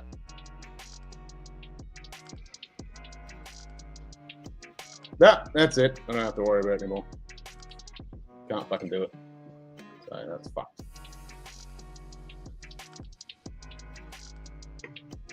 Yeah, it's the only problem with being having to go down south for so long. But you don't have a fucking choice. Yeah. I've got to sort this house out, so I can't fucking just leave it here. Tale of ice cream. Picked them both up in Ardbeg, Oogie, and Dallas. Oh, there you go. But yeah, had the tale of ice cream, Palo Cortado, and then the Oogie. Finish it off with the Oogie. Oogie down. So what's the time frame which you're looking at trying to get the house on the market?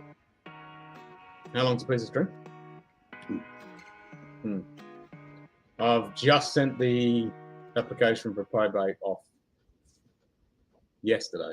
So however long that takes to get that fucking back, then I can fix up a few other things I need that for. And then we've got a garage sale next weekend. Yep. Get rid of some of the shit. I'm slowly getting a rough idea of what is here and what isn't. So obviously then I've got to sell the boat, I've got to sell the caravan, I've got to sell the trailer, I've got to sell the car. Clean this fucking house out completely and the shed. Yep. And then repair things that need repairing, replace things that need replacing, and then put it in the market. And hopefully, once it's on the market and I hand the fucking keys in, I can, and then do the ceremony for my mum and dad, and then I can fuck off. You know, I'm all good. But until then, I'm here. Yep. Yeah, once I can hand their keys in, that's it. I don't have to be here. Once it's empty, it's done, it's finished. Yeah. Do the Viking ceremony and then I can fuck off.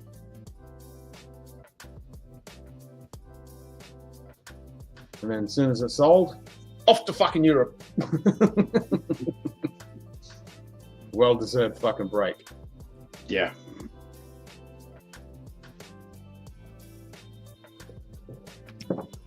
Because where's your sister's down in Albany still, isn't she? Mm-hmm. Yeah. And she's like, oh, I can come and help. And I said, well, at the moment, I'm just trying to assess what's actually fucking here. Yeah.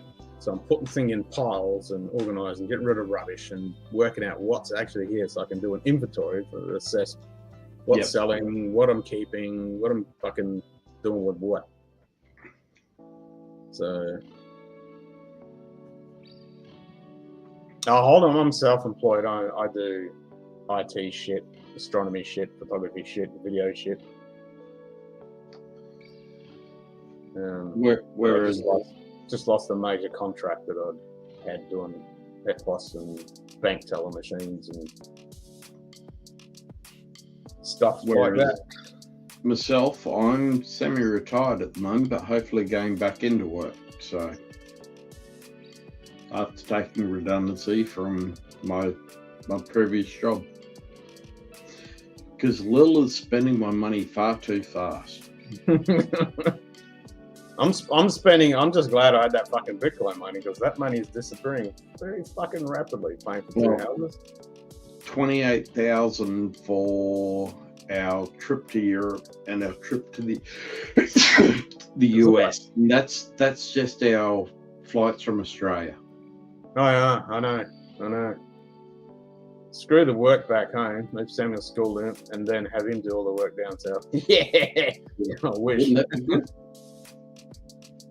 Yeah, he's old enough to be fucking working. Come on, he's fucking 11. Should be in the mines. And in those millions. Get that. I'm not sure you'll ever get to retire if you two keep traveling like you do. Yeah, but they're hoarding whiskey, because then they can sell whiskey. Well, the whole plan is, Dustin, for us to win Lotto. That's everybody. Live off the interest, and Lil can keep working, and I can travel backwards and forwards between here and Kentucky and own a house in Lexington. You'll be a whiskey mule. Yeah. Well, I'm thinking I'm going to set up a high-end fucking whiskey astronomy experience. So it'll be like a fucking explore. So it'll be like, you know, a peat exploration, and then tied in with astronomy as well, or a fucking, I don't know, Irish experience and tie that in.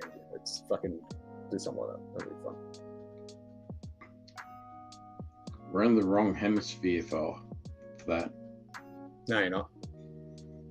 We do not see the North Star. Fuck the North Star.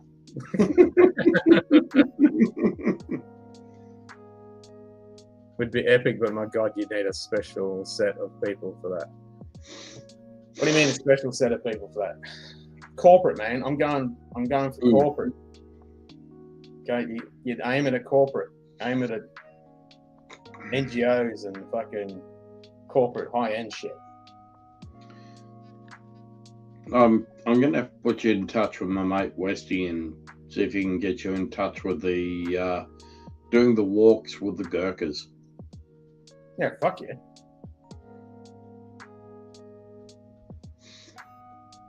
It's only a couple of hours further up north of you, so yeah. As long as it's not the middle of fucking summer. And it's a 7-day walkout from where they get dropped. If you have the population to support tourists. Yeah, well, it's a transient. It's not. It doesn't really have that much of a tourism industry, but it is transient. I mean, for the Chinese market, it's pretty fucking good. I'm thinking for because it's only just up from Perth, and people will travel for it. Yeah. People will travel for that shit.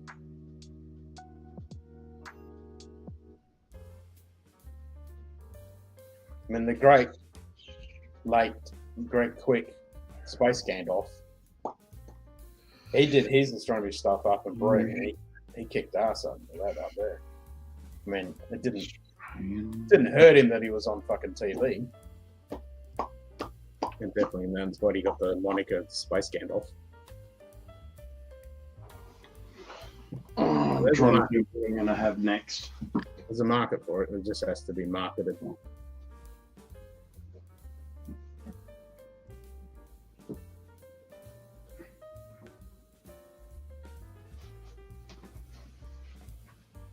Especially with the SKA on my doorstep. That's definitely something to leverage.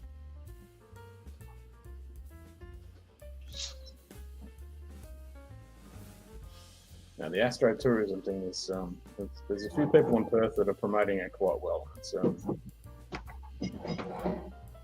ideally, I'd like to have a big ass fucking property and set it up with really fancy high-end dongers that people can stay, and you do it like a whole fucking 2 or 3 day experience. Yeah, I'll go some Canadian. Yeah, there you go. Got to send some of this over to you. You've got to send me some of that over. I'm fucking dying to try that lot for you. You want the Lot 40 double oak. I want all of the Lot 40s. What one do I want? Yes. You want that one. If it's whiskey, yes. You need a real in-person Fandig and Munter pub on site, even if there's all clouds, enough whiskey, and they won't care. Yeah, exactly.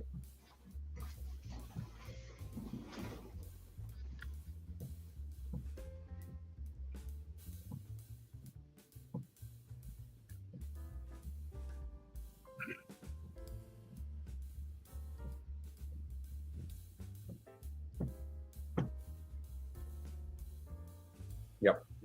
I just have to promote the shit out of it.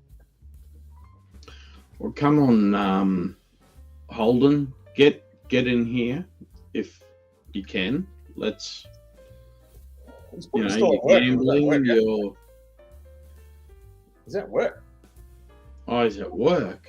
Mm-hmm. I don't believe Holden works. I know Lauren does, because Lauren comes home and bitches about it all the time. So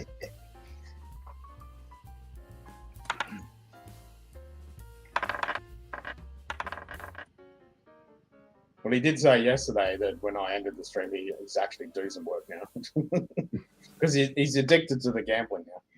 Yeah, he is. Yeah. And everyone gets addicted.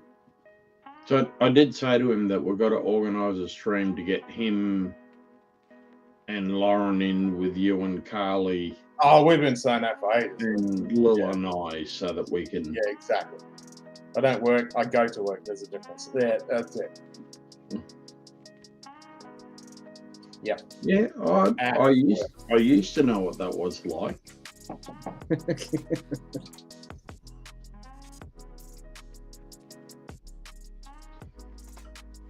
From sitting there going, I've spent 130 grand in the last 5 months. So, well, last 4 months actually. Hardly working versus working hard. Yep. Working hard and hardly work. No, I don't believe in working hard. I don't know. Fuck no. Life's too short for that shit. I mean, admittedly, over half of that money was for my car, so. Yeah, I mean, I've got to buy a room from the deal when I get everything sorted.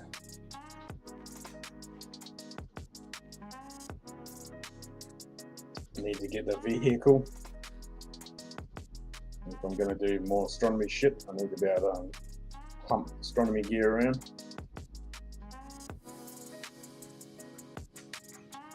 Well, I'll try and reach out to my old neighbour.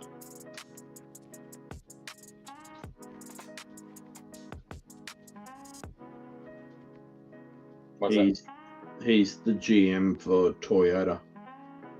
Oh, okay. You can do me a deal. Sponsor me. Yeah. Fuck yeah.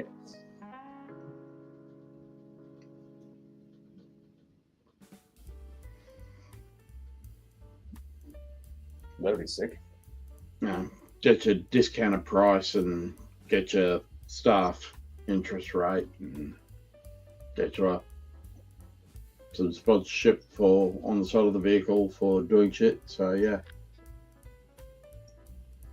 I like the sound of that. I'll have a chat with him. I'll reach out to him at some stage, see what we can do. I like the sound of that.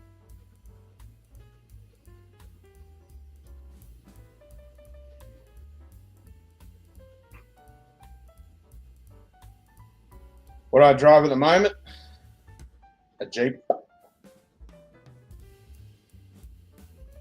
An old TJ Jeep Wrangler. You get a Holden Commodore. They're not Aussie anymore. Gone are the days of Holden and Ford. Yep. Well, Everyone drives Toyotas. everything, even Toyota, Mitsubishi, Nothing. Yeah. they all used to manufacture down here, not anymore. No, we got nothing now. We have zero vehicle manufacturer in Australia.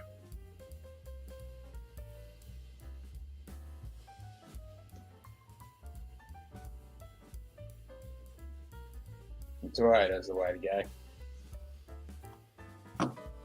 Well, very happy with my Subi, but it is partially owned by Toyota these days, so Nothing wrong with the Subi. Mitsubishi. my Outback is very, very fucking good. I like it. You got a car? Do you have a pink one like Stoll? No, mine is dark blue. It's munted though. My Jeep's munted. That's what happens when you smash it into a roof.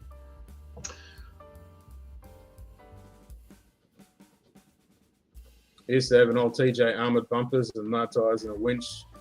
Tail door soft top, cold as hell. Great vehicle. Yeah, mine's got the fiberglass. I do have, but I have two perfectly good fucking soft tops still in the box for a TJ. So mine was the last TJ, 2006 model. I can't remember what version Adriana's Wrangler was. I think hers a JK. I think so. Because 2006 was the last of the TJs.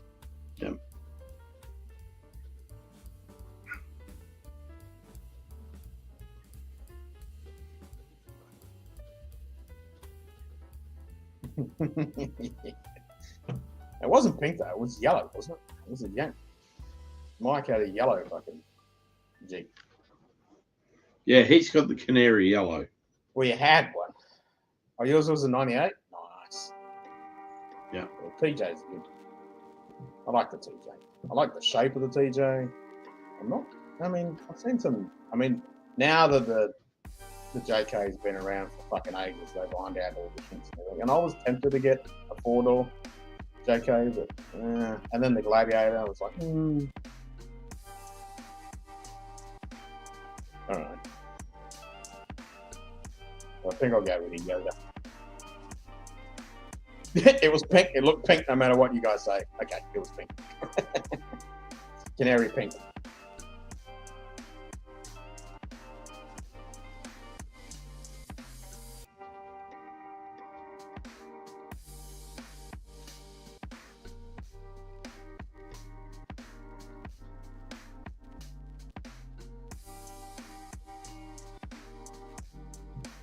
I must admit, I've never had the soft top on my fucking boot. Always had the hard. I've taken the hard top off a couple of times, but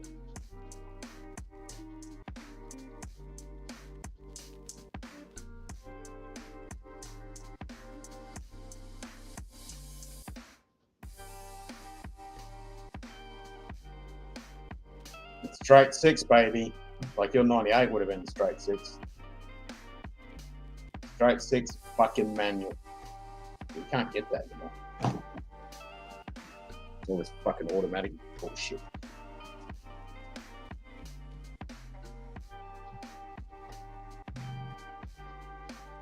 Take the top off and it's a tongue toy.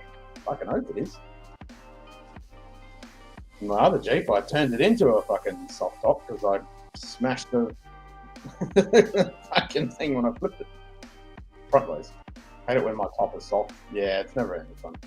Used to take the soft top off and the doors off like once a month. Summer also drove in the winter and the heater was poor. Yeah, the soft top in winter is not much fun. Straight 6 manual, the shifter was a grenade. Yeah, mine's a skull. Solid fucking skull. I've had that skull gear shifter on every single one of my cars. I think I need to probably retire actually. It's a bit fucking munted now. I'll probably get another one. But fuck, I want a manual. Fucking don't want an automatic. On a manual, baby. I think I'm going to be pushing shit uphill trying to get a fucking manual car these days.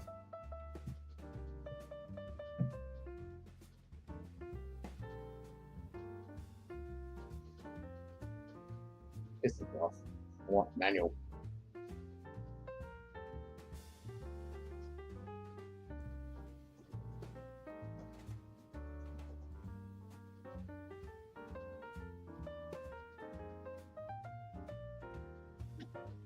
Grenade shifter. That's fucking sick.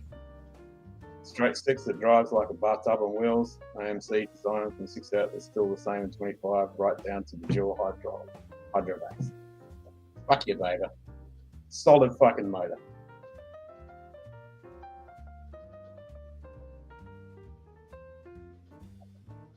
I rebuilt that whole fucking front end and it's been fucking flawless, the engine. Just the body's falling apart. Well, I got to fix. I got the death rattle, so I got to fix that. The remaining built the fucking air. Plus, I got to replace the bonnet / hood. And yeah, it needs back up.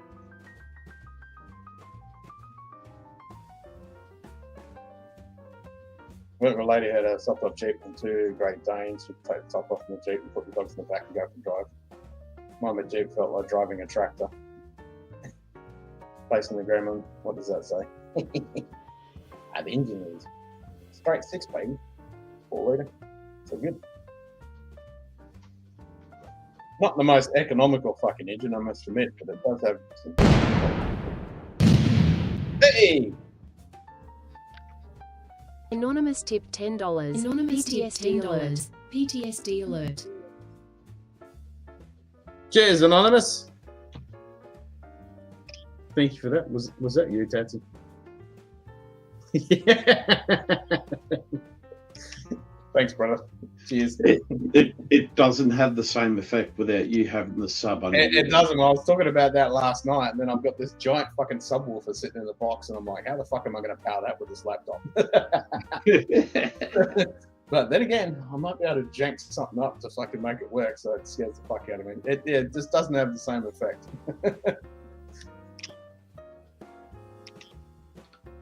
Because it's that sub that was always freaking Oh, because it's right next to me. It was like, Yeah. arms reach away and just scares the living fuck out of me. Why did the whiskey go to therapy? It had too many bottled up feelings. There's our dad joke for the day. Thank you, Mike.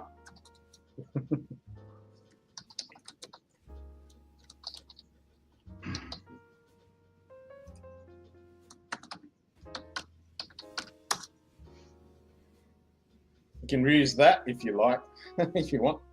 Well, I think I just might. If I remember. I have a brain like a sieve, so I'll probably fucking forget it. Like, what was that joke that fucking Mike had?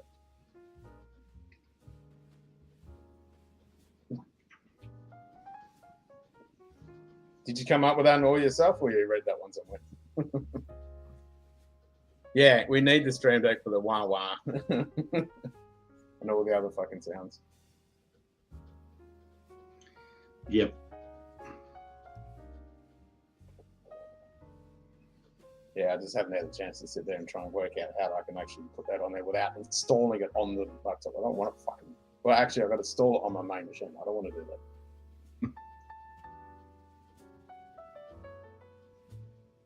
that. Mike will be here all week. Don't forget to tip your waitress. Exactly. And you can even buy Mike a drink.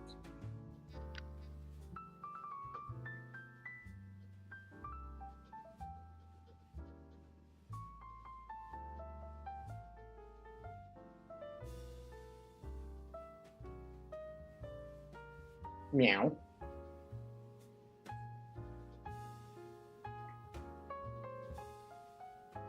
Actually, Mike, I've got to get the details of you for the guys at Talnua. Tell her what? Talnua. Tell her newer. It's an Irish whiskey style American single malt. Oh, okay. They're a distillery in Colorado, about, what, 45 minutes from your place, Mike? If I remember.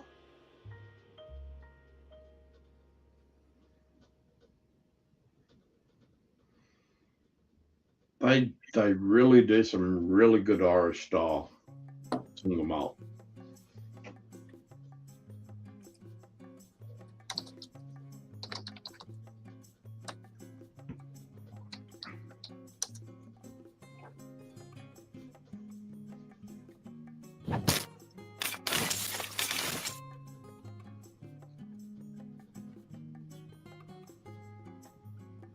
Next Festivus. Festivus. That almost made me feel like I was working security last weekend. Yeah. That doesn't work, Mike. That's only a member-only command, that one. I had a very interesting last weekend. What gig was it? I had 3 security shifts. 2 of them were for a burlesque review up the Sunshine Coast. Oh. And the other one was the AFL against the Brisbane Lions versus West Coast Eagles. What was the burlesque review? Oh, that was really interesting. Yeah. Picked up a Stranahan's cast strength. Because we had chicks from probably maybe 20, 21-year-old through to late 60s in the burlesque show. Oh. And from the itty bitty titty committee all the way up to double G's. So it was show them to me. And all the way from like size 6 all the way up to size 18s. Oh, And those girls owned it. nice. Every single one of them owned it. And looked damn good. Actually, we need to change that spider, Ken. Why is that? Oh, to the big boy. Yep. Yeah. I fucking love those guys. That guy's fucking comments on fucking spiders. We need to bring the Newcastle big boy in. Yeah, the big boy. I've never met a titty not worth motivating. Well, that is true. That is true. Yep. No, they even the heavier set women, dead set, sexy as. Well, it is burlesque. It fucking should. Yeah, be. but 12 to 14 is my sweet spot. With some dangerous curves. oh yeah, there was that, but there was a couple of them who had that, but also the same on the badonkadonk. Yep. And yeah.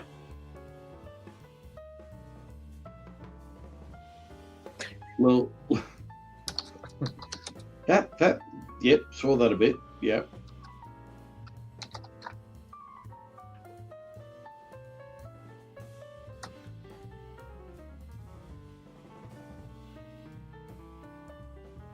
Hold on. Hold on, Holden. Hold on. Need to add a meme thing. What meme thing? I can't add anything now, but I can add it to my list. I've got a list of shit I need to do.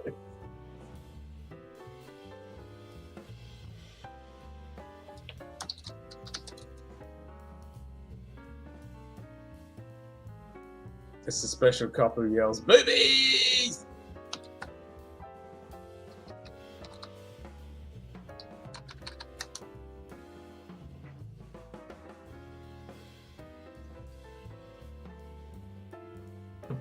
But yeah, it was quite funny because I said to Lil, I've got to go to the Sunshine Coast for 2 nights for work. She goes, okay. And then the Friday night, I said, okay, getting ready to go to work. She goes, what are you doing? You're dressed in corporate gear. And I went, oh yeah, we've got, I'm doing a burlesque show. You never told me you were going to do that.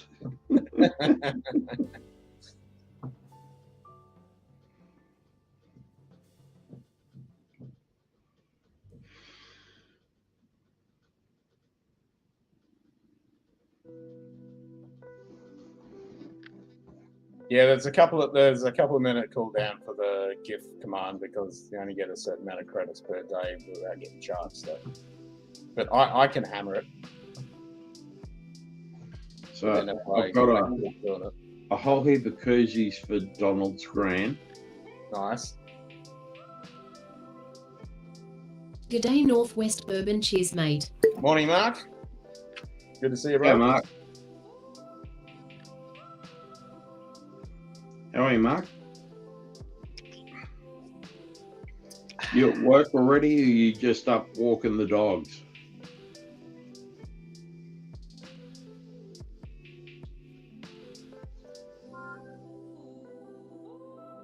I still don't know how the fuck I got this giant fucking bruise on my fucking bicep from bloody range time. I could tell you that. What? I got it out of the range. I don't know how the fuck I managed to get it. Carly's got a voodoo doll for you back home. Yes! I didn't feel it. You got it from ninja fighting in my sleep. Sorry to break it to you, brother, but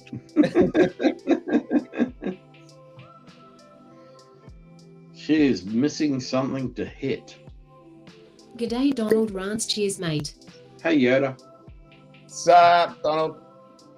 Yoda, have a look at the message I sent you on WhatsApp. Got to take the car to the shop, then off to work. That evil W thing. What do you want? Gift koozie. Let's try that. Mark, you're going live tonight as normal. Well, that was kind of shit. So if I'll try and stop in on your stream tonight. Okay, cool. Planning on it? Nice. I'll see if I can catch it. I'll try and stop in and have the 1783 with you.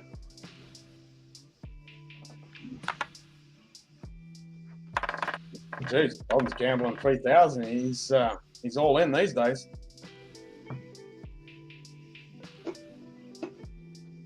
That's not the one I saw before for koozie. Yeah. Which do you reckon? Do you have the They're the only Glenmorangies I've got. any Glenmorangie you've got? The blue one is the. Which one's the blue one? That's the Amontillado. And the other one is the Calvados. Second? Calvados or whatever it Go the is. Calvados. Yeah, go the Calvados. Go Yep. the Calvados. Or should I go a Blood Knot? Oh, both. I almost bought the Vinyls today, blood knot. Baseball opening day today here in the States. Hope that the Dodgers tank begins now. Sports talk. Sports ball.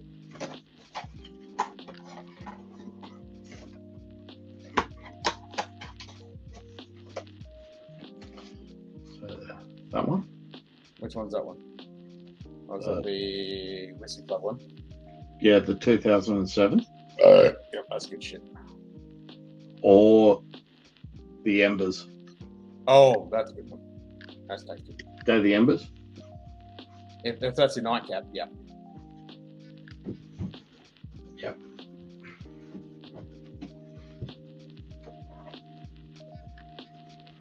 Yeah, I've got to be up early, so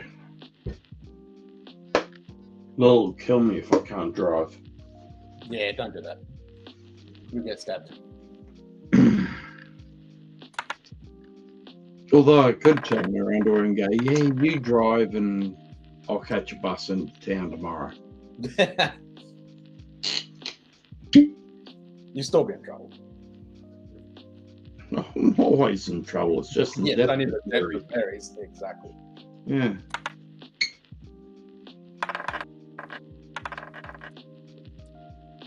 What was some Sarah? And I thought I should have gone for the videos instead. They had both. Yeah, I might pick up that Daniels. I might pick it up. It's fucking sitting there in the store. I should have grabbed that today, actually. Just to add it to my Blood Knot collection.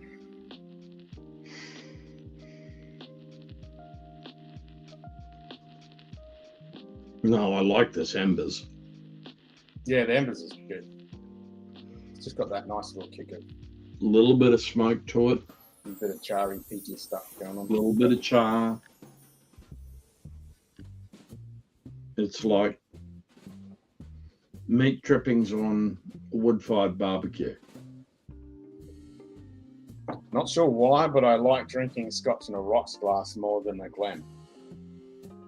That's because you're a heathen. Ruining fucking good Scotch. Well, that's okay, Mike. I'm drinking in Nolan, so. Yeah, but that's not a rough glass. But I tell you what, I it went to does. Wickes and realised the lock on for 23 that I bought was in front of a lock on 24. Now I feel like some weird sense of misjustice. I tell you what, being in a Nolan, this totally changes the nose of this Embers. You shouldn't have got rid of it, Mike. Shouldn't have got rid of it. Should have kept the Jeep. Why'd you get rid of the Jeep, Mike? Yeah, you got rid of the Jeep ages ago. Oh, wow. Okay. Is that because you couldn't park it in the driveway because your son's got that, whatever you call it, that keeps breaking down in the driveway?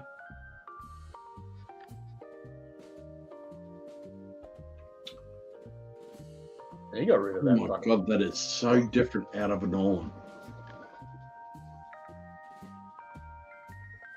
That is so much meatier. The smoke is so much more focused.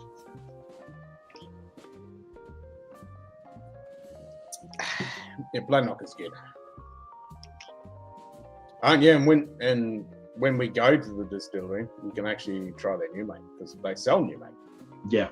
They water it down, but you get to try. Yeah, no, my mate Corey said that he's got a few connections at the distillery, so we'll get down to Blood Knock. No, it's definitely, I want them going there for sure. And then I think he said it's 2 hours to not Isla, Campbelltown. Gambletown. Yeah. Yeah, pretty much easy. You go, boop, boop, boop, boop, boop, and you go all the way down. Yeah, that was my plan. I've already mapped that out. Yeah.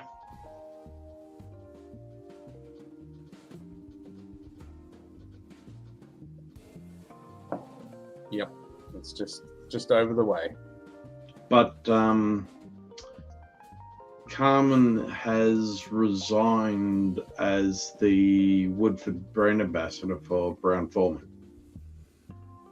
Oh, she's not doing Brown Foreman at all? No, she's pulling a pin. On the pin? Fair enough. 2.5 years there. I don't know if it's because for personal thing. I'm hoping to catch up with her tomorrow night at the Japanese tasting. Okay. And then I can talk to her about a couple of other opportunities that I might have for her. So, Oh, that's good. Well, I hope she's doing all right. Send her my regards. Campbelltown to Isla is just a ferry from there, and make sure you stop in Aaron. Yep, I'd already plotted that one out. Because, yeah, I'm definitely going to Aaron. Got to go both through the Aaron distilleries. actually, I might have to talk to. If I can get onto her, I might try and organise. Maybe next weekend with her at some stage. Yep. If I can get some samples over to you through the week. I hear good things about the Campbelltown Lock Holden. That's one I definitely want to get.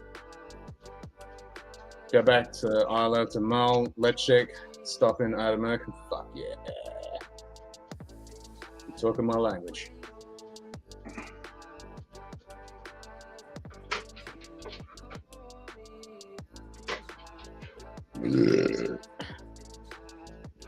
Yep. I got to get some of that Campbelltown Lock. It's fucking expensive here, though. But everyone says it's really, really good.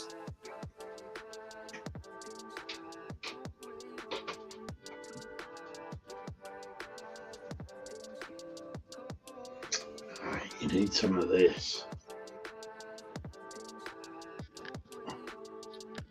The blurry, smudgy writing on a Yeah, hold on. Let me get writing close. And Glendronic 30-year-old. Yeah, that's nice. Oh, 60-ish? Yep. That's a buy. It's a lot fucking cheaper than what we pay. Glendronic. Is that the 26? Yeah, that's nice. Now you pay. I've got them. I'm trying to get them over to you.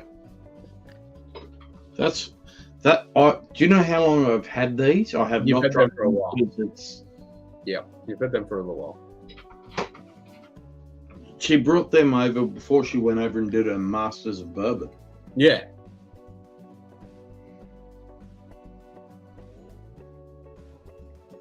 But I'm thinking about. I used to say, fuck off. And now I say, that's nice. I'm thinking about. Yeah. talking Bye, to- bye, bye. Yeah, 60 I'm bucks. thinking about talking to her about maybe mentoring me through a few things for some tasting stuff. Maybe down the track do the Masters of Bourbon, but because goddamn the some of the things that she's taught me since she's done that has been phenomenal for being able to nose, pick the grains, pick the proofing, pick the profile. Has been phenomenal. So Well, yeah, hopefully. I'd say she's got something on the cards, but yeah, you can find out what she's doing. well, I know that she's got to go over to Texas shortly for judging for a whiskey competition or something. Oh, okay. So, but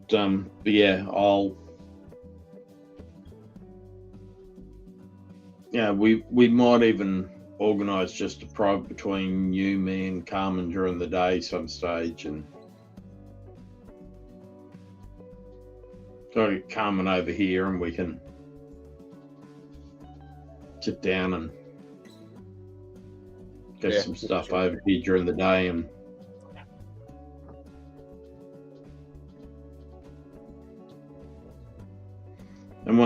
when I say day, I mean late afternoon on weekends or early evenings, weekday. Whatever it's convenient. Yep.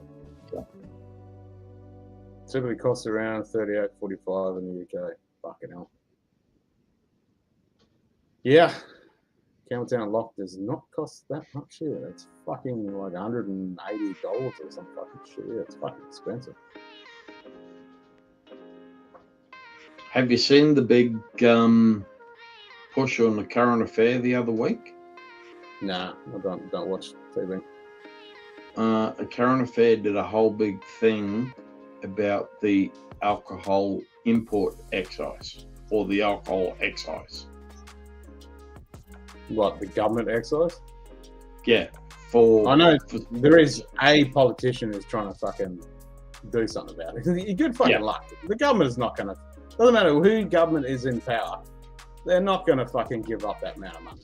Well, no, they're way. planning on, there's a big thing about them giving up the beer excise. And they're going, well, if you're getting rid of the beer excise, because there was a big, Current Affair did a whole big thing. There was one guy in a liquor store and he's going, you see this $65 bottle of Bundaberg rum? $45 of that is government taxes.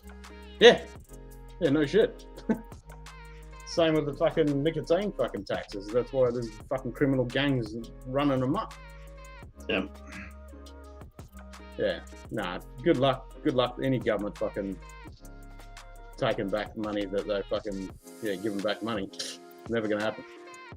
Well, good chance that they may. I don't know why there's such a high excise on beer. Because they're greedy fuckers and they want to bleed us dry. Yeah. And the only thing that doesn't get there's three levels. You've got the wine, which is the only one that they fucking can't lenient on, is because they all fucking drink wine, and there's a huge wine industry, even though they ignore the fucking beer industry and the fucking whiskey industry. Yeah. And so you got one fucking level for wine, you got one level for fucking beer, and then you got one level for fucking spirits. And they just keep fucking bleeding us over for fucking every which way. Yeah, it'll be interesting to see what happens if it becomes a issue for the next election. It's I got no hope. No fucking hope. If something changes, I'll be very fucking surprised. You can bitch and complain.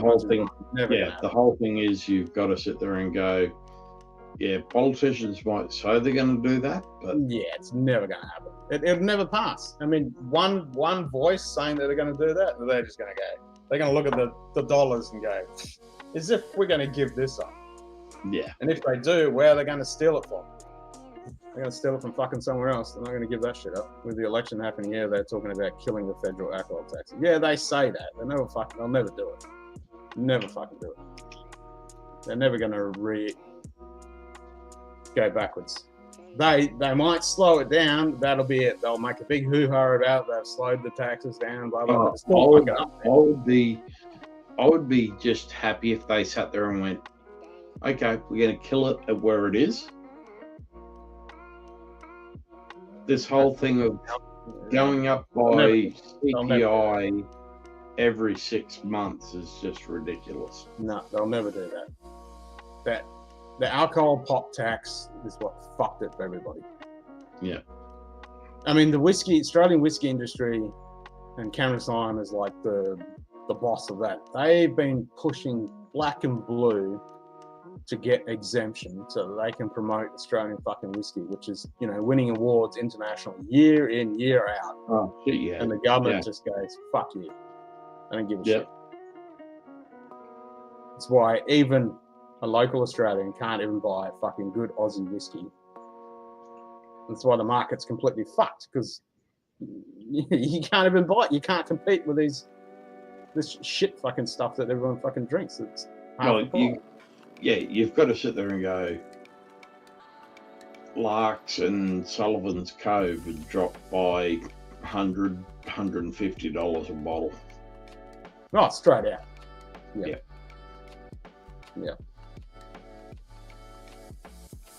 No, it's never going to happen.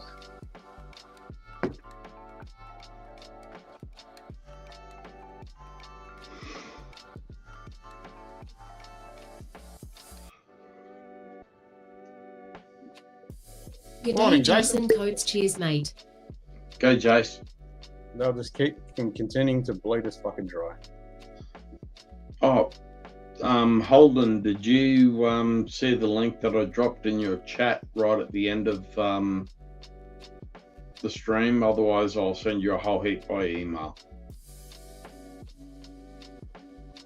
When was the stream?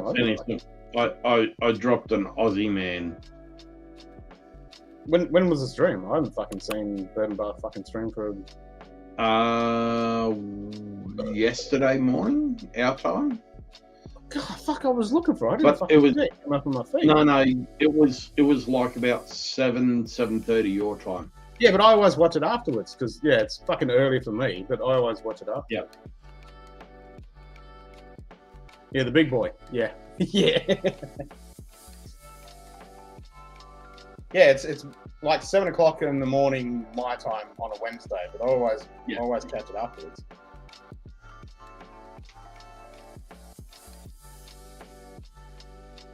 Yeah, because I look for it. I didn't fucking see it come up my feed. I'll have to fucking manually go to it. Go to your fucking channel and fucking find it because I don't know why. He did a whole Booker's flight yesterday. Yeah. 2024. Not giving away Son's Cove anymore if you find it at all. Well, you guys get a better fucking price than what we fucking do in this country, that's for sure. In any fucking organisation. 2 days for you now, Sugar Kitty, but it's a day and a bit for us. Yeah. Yeah. It was yesterday morning for me. Yesterday morning, yep. Because I looked for it because I didn't take them off my feed. I thought, maybe they didn't do one. I'll have to go back and have a look.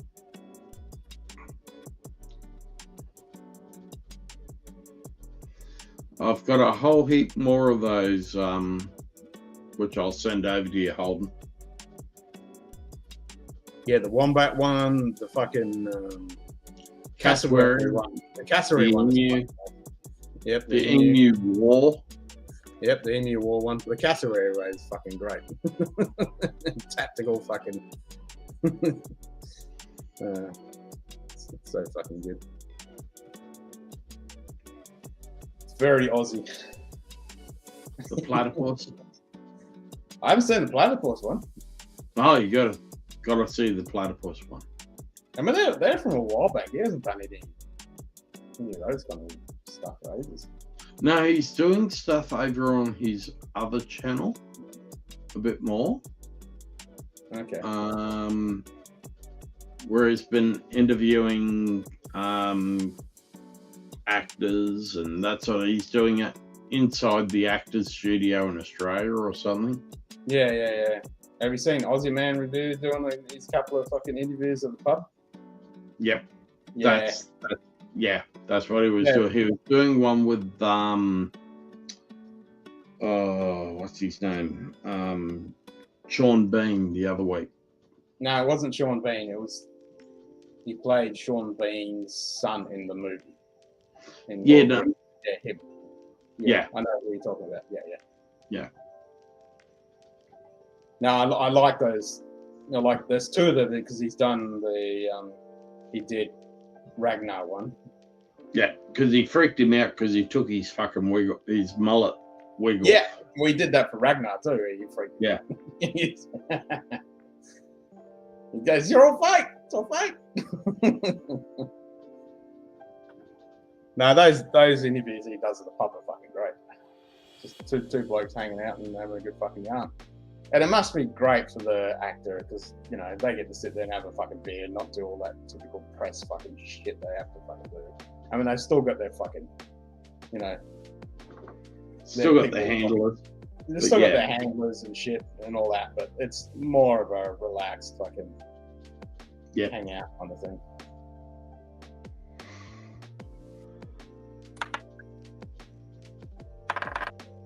I hope you keep doing those because they're fucking great. Aussie Man stuff is pretty damn funny. Yeah, that moose one is fucking fun as fuck. Oh, yeah. But you stay over there, I'll stay over here. Yeah, just let me these trees. I can't see you, you can't see me. And then the look on that moose thing. Yeah. What? You trying to go me? Yeah, you're trying to go. I wouldn't do that. Yeah. That's close enough, bud. Yeah. You're not going to attack me, but I want to attack you, but I'm not gonna. I'm not gonna, mate. I just want to get past, mate. But I might. Yeah. Just fucking all the Aussie Men videos are just fucking hilarious. Yeah, the Canadian guys, close enough, bud. Yeah, it's close enough, bud. Yeah. No, I don't know. Yeah, that was fucking funny.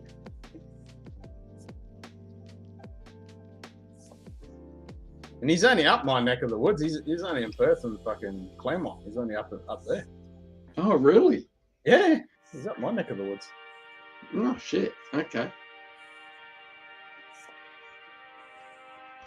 So, you're doing any training while you're down there in Albany?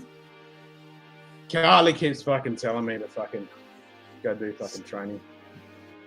The problem is, as I said to her, she goes, just even if it's a couple of days a week, just go do some fucking training. The problem is, if I start training, that's all I want to fucking do. I won't do anything else. But once I'm in training mode, that's it.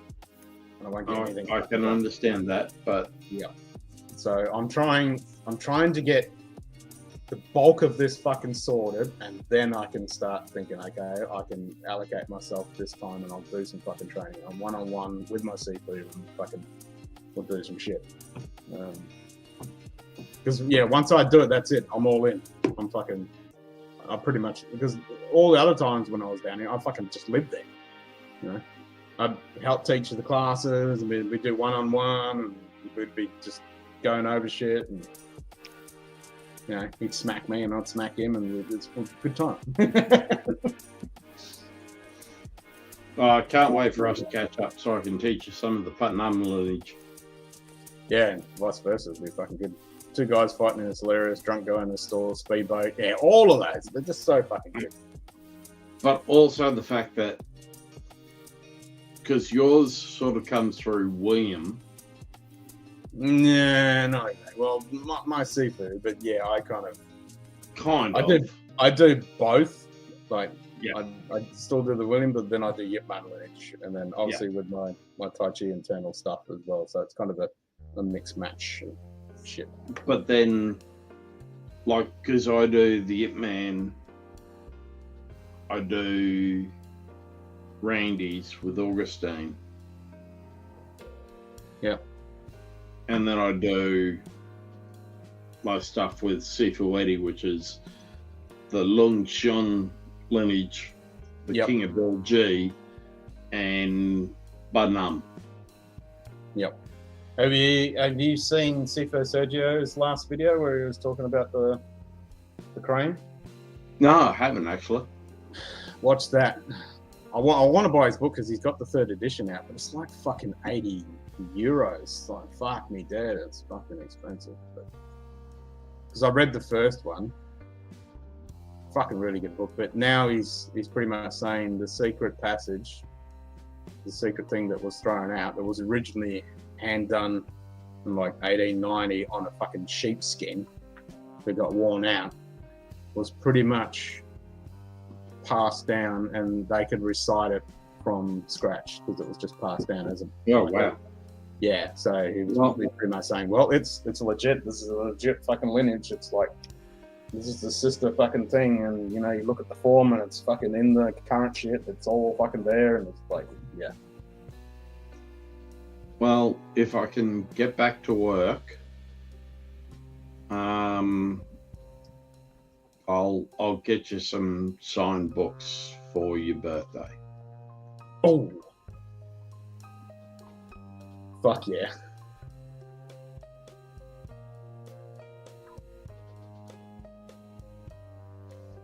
The old 6-book series and the new 3-book series. Yes, please. That'd be sick. That'd be fucking sick. All of mine are signed. Yeah. Of course they are.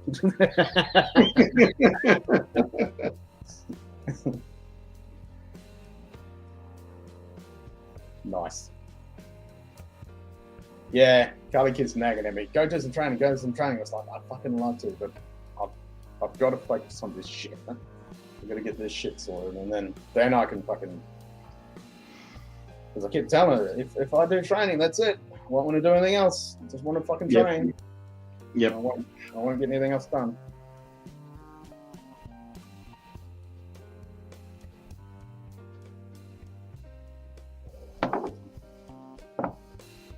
You know, especially when you do one-on-one with my Sifu, and I'll just be fucking, that'll be it. We're like, oh, that's fucking, because you know, touch up a few things and do some drills and shit, and you're like, oh, I want to do this bit, I want to do this bit, catch up on this bit, and do this bit, and catch up on this bit, and yep. Biggest thing that I love about the Putnam lineage is the dye bond rubs the body. Yeah, like you were saying before. It's like, God, that gets you out of so much shit. I'm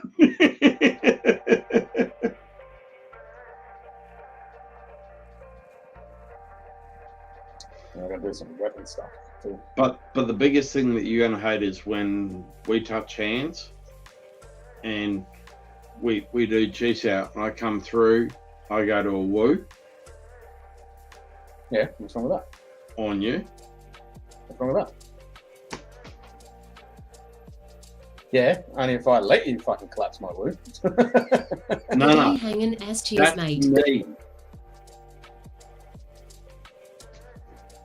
What's up, hanging? I like going up to my students when they're fucking doing Mansell Wilson and they come back and I just fucking slap their arm and they get fucking collapse. Or No. or they do all that shit. Yeah. When you go from the bond, fun, lop, woo, Yeah. I actually hit my own woo through. Yeah. It completely destroys the lens out. If you let it collapse. No. No. It shouldn't fucking let it collapse. No, it destroys it because if you're at your proper angle, it will cut through a lard. Well, you fucking shouldn't do. No, because LAN, if you're doing your LANs out at the right thing, it's going to block here. Sort of thing. So you're getting this sort of contact. Well, that's something I teach my students, not to let their LAN cell, the bong cell collapse from any pressure. No. You Well, can't I'm do it. just saying, if you're at a LAN, because when you come through and you attack in, Yeah. because you're entering through here. Only if you let them. No. This is the guy's version of nit.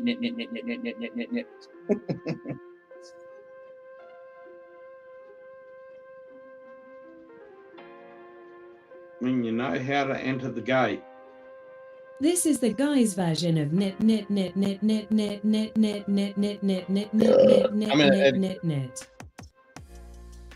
Yeah. We won't know until we touch hands. I mean, you might. Oh, no. Straight away, you never know. There is so much stuff which you and I can teach each other from our Straight away, lineage. without a word said. Exactly.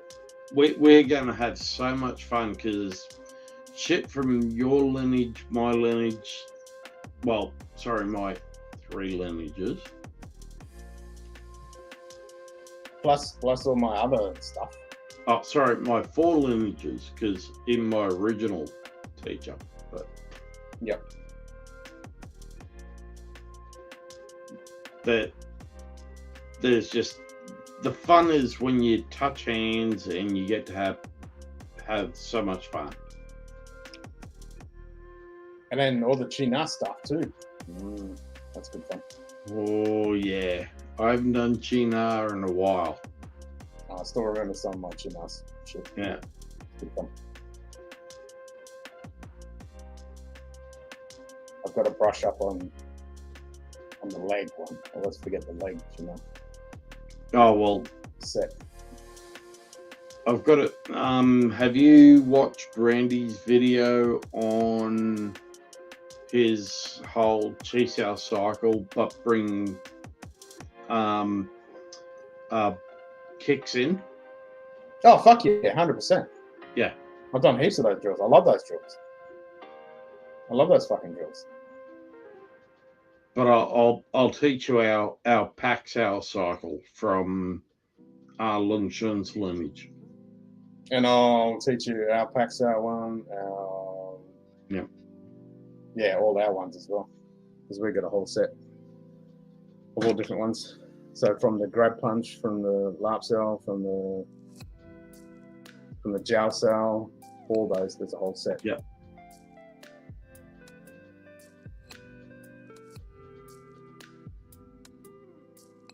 Now the Lung Shun lineage has a whole thing about from the pack when you lop.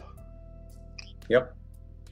Oh yeah, I've got a whole set of those. I love those. Just Just, you just in. fucking trap people and wrap them up like that. It's so No, much but fun. it's that pack and you flip through. So Yep. Yeah, but it depends on where the pack is and how it's positioned. Yeah, exactly. Right. I've got a whole set of I've got a set of those too. So it'd be interesting. and that's where I can't wait till you and I get touch hands because Yep. we will have some fun. And the best fun is when you're 3/4 cut. Oh fuck yeah. Yep. Because that's when you relax. Yeah. Exactly. And you just let everything really flow. Yeah. Well, it's after the first bit when we start doing the first bit, and then we get past all the normal stuff, and then we actually get into the real shit. Yeah, no, but I mean, when you're 3/4 cut, you just Oh, you're in the flow. fuck it, let's just go. Yeah, exactly. You're in the flow. Yep. That's what the fun is. Yeah, fucking oath. See, now you got me thinking about all those drills now. Huh? I saw a guy go spinning from a well-placed kung fu block and break his hip in my buddy. What? Go spinning from a well-placed kung fu block and break his hip in my buddy's back. So he fell on his ass and broke his hip.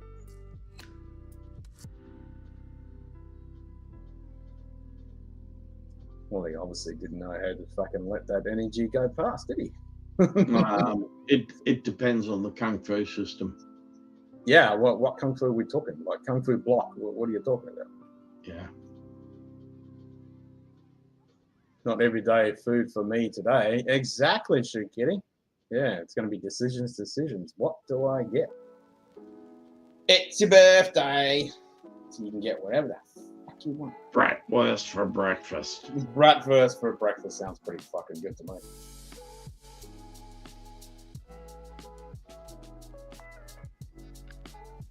Fuck yeah. Tell you what, the one thing I have not done in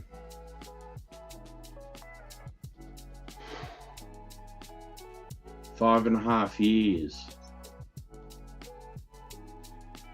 is my Panam forms. Well, I haven't done any traveling in, quite some time.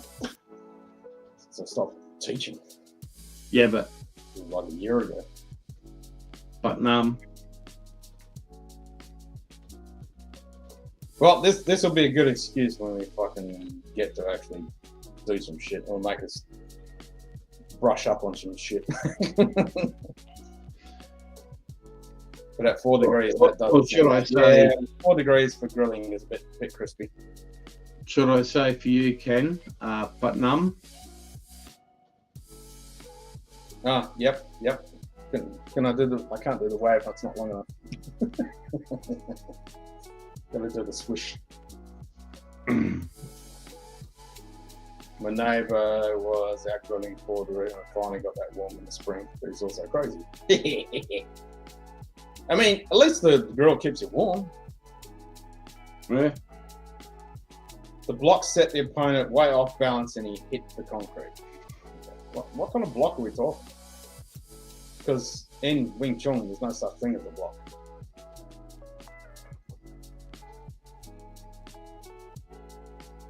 That's more karate. There's a bridge. Yeah, we don't block shit. That's stupid. A block is our attack. We bridge. Yeah. We redirect, we deflect. We block, but our block is an attack. We attack, but our attack is a block. Exactly. We bridge. He was going back inside between flips and checks, mine. He was still green. Yeah, okay, so he was wussing out. I mean, one system I did for a while, it was like, oh, what if something does this? It doesn't make it smash the way to it. That was a hard fucking external style. There's no internal on that. That was like smash away whatever comes through. Okay.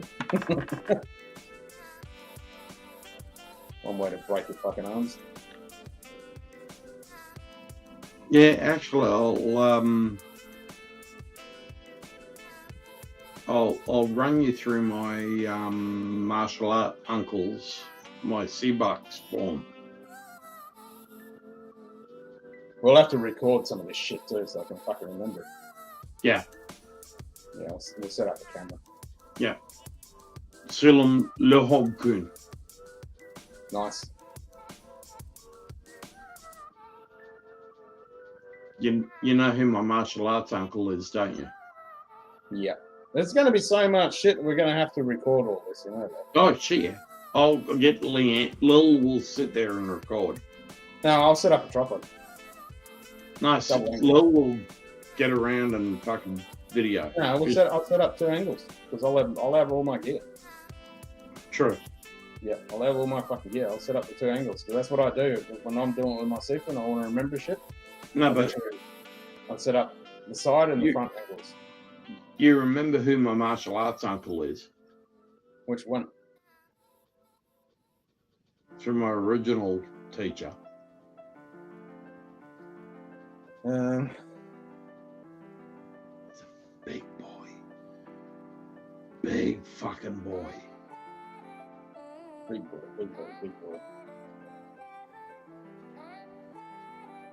This Big is trouble in Little China. This is over in Bridgie. The God of Thunder. And that's not ringing a bell. Did you ever watch the movie Big Trouble in Little China? Kurt Russell, Kim Cattrall? Yeah, ages ago, yeah. Yeah, he's got a thunder who explodes at the end of the movie. No, I don't remember that bit. Carter Wong. Yeah, so that doesn't ring a bell. Oh, go back, watch Big Trouble in Little China. Okay. He's the big boy. So a giant fucking brick shit house you can't get past. Oh no, he's big boy. But even download, Google some of his videos.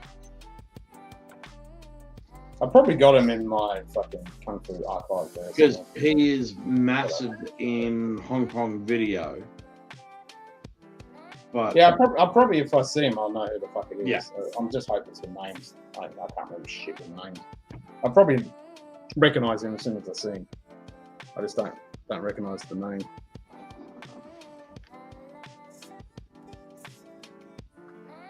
Eating tuna as we speak.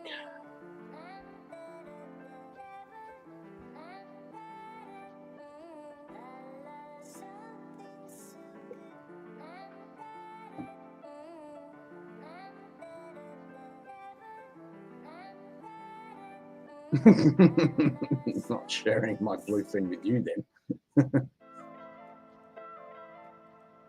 Is anyone that looks like an unthought tall fermenter?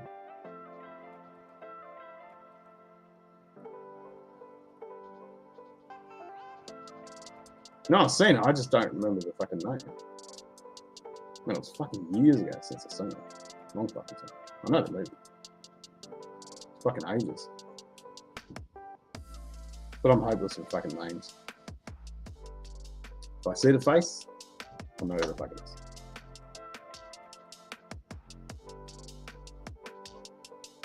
Bees, bees, bees, bees, bees, bees, bees, bees, bees, bees, bees, bees, bees, bees, bees, bees, bees, bees, bees.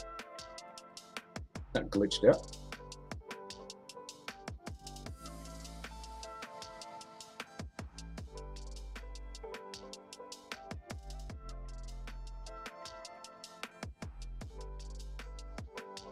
Glitchy glitch.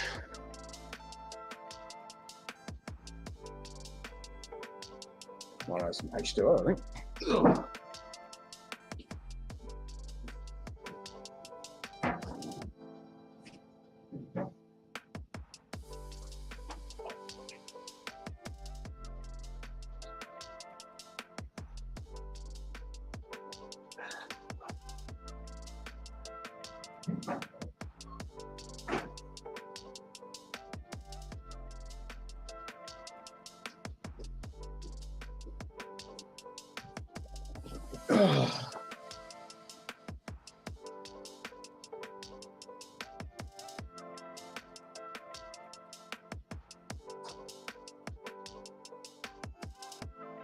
Bolo Yung. Bolo. Yeah, he was a Hong Kong bodybuilder.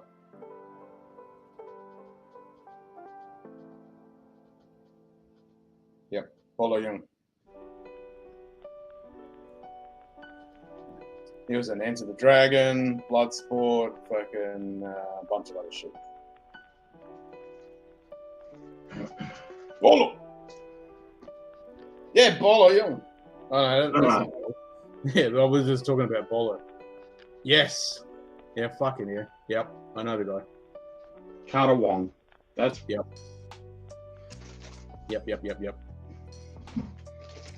Bolo Yung style. no, that's Carter. Yeah, I know. We were just talking because he said, who was the martial artist Van Dork fought in Bloodsport? And I was like, Bolo Yung. This is his Jubilee magazine. I've got a couple of copies of it.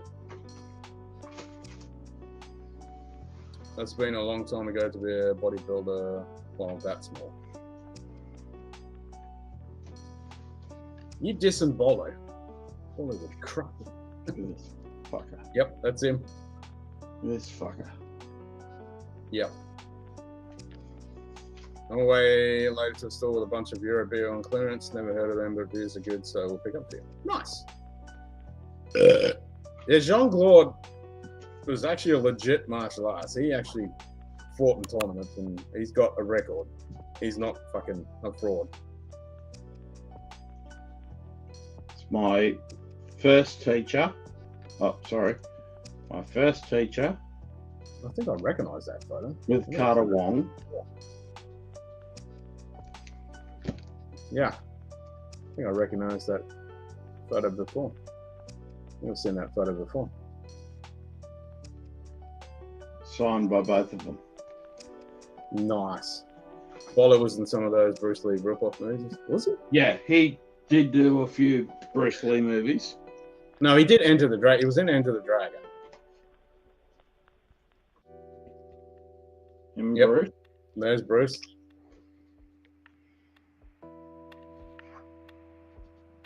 Man, my groin hurts just seeing how wide he stands. He did shit with Sylvester Stallone. Sly. There is with Kurt Russell in Little China. Yep. Big Trouble in Little China.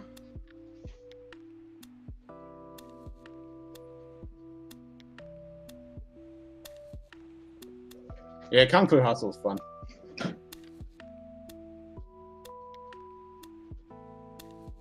Yeah, fuck yeah. Big Trouble in Little China. Yep. Centerfolds of Kung Fu Fighters. Ooh, my Wing Chun. Who's in Hard Case? Wait, and you got the centerfold pictures of Wing Chun.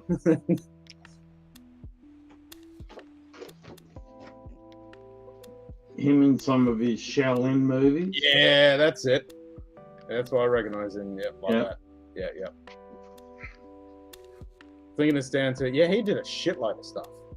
Goro Burger and seasoned fries off of the grid, maybe. I'm Goro, yep. Goro Burger with fries, yep. Yep, Hanging agrees.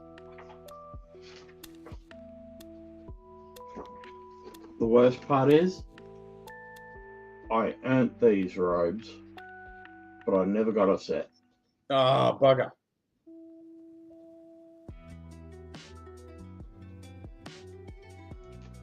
Oh well, at least you earned it.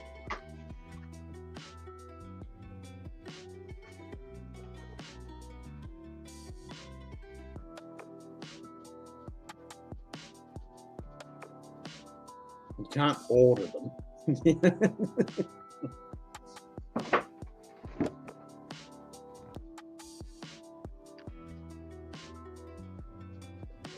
Nice.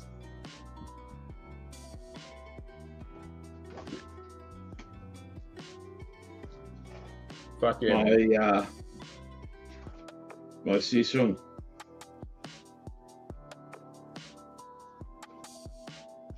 Just trying to find one of the photos of him. I mean, someone has to order them. Yeah, true.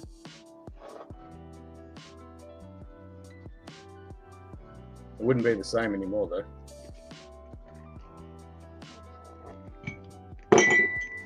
Trying to zoom in on his hand.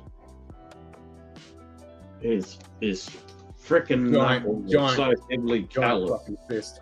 Hey, Nige. G'day, Lord Explode. Cheers, mate.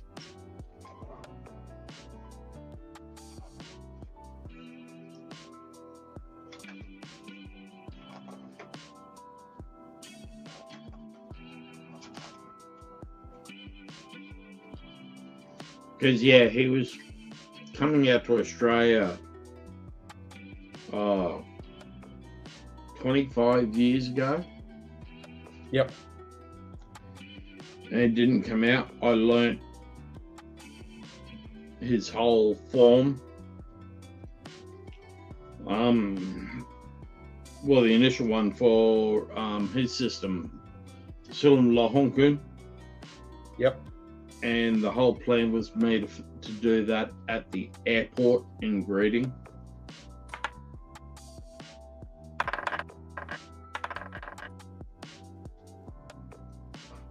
This fucker has taught so many freaking Muay Thai fighters and Oh yeah. world champions and that one. Yep, he was a big boy. Big boy. But Fucking jacked.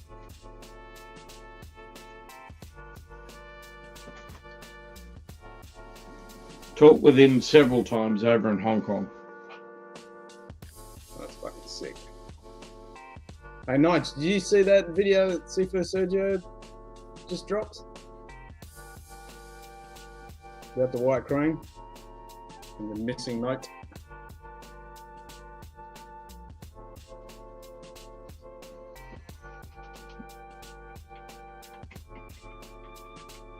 Fucking edition 3 of the book for fucking 86 fucking quid. Not yet. Fate martial art system is the Beavis and shirt over your head and you scream like you're a King Kong Holly and I want my Timmy to know it. Let's have a look.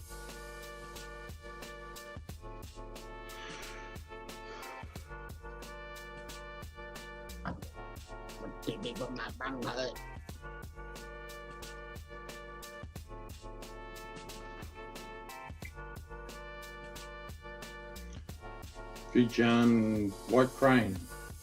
Mm-hmm.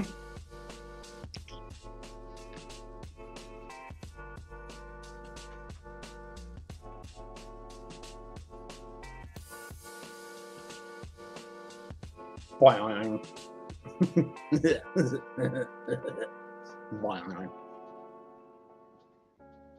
Oh, geez, that's very Bill G orientated, isn't it?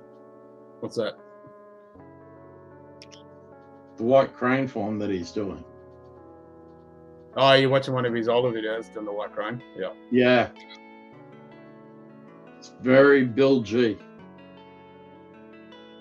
Well, if you look at the 1700s form, it is Silentel, Chunky, and Bill G all in one. It's like it's the OG form that, because the modern day form is the watered down version of that.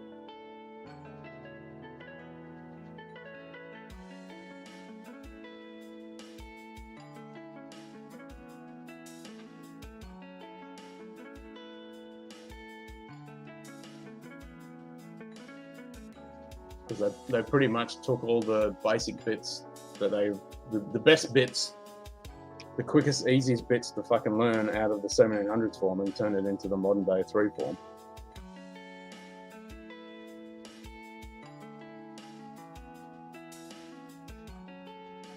But yeah, like the parallel all the way up 1700 Emery system. Say again? 1700s form. The 1700s form, that's like the OG. In the Yip and the main Yip lineage that goes back. That was the one that, yeah. So the white crane and Emery, but it's kind of like a sister form that went down the lineage. There's like the 3, but Sergio talks about it in his last video. It's the white crane missing note, but it wasn't missing. And the one that they did say it was kind of fakish isn't fakish because it's been passed down, and he can. Okay, it's got a little bit of the Putnam lineage in there. Oh yeah, it's got everything in it. So most of all the lineages stem from that. That 1700s form is like the real form.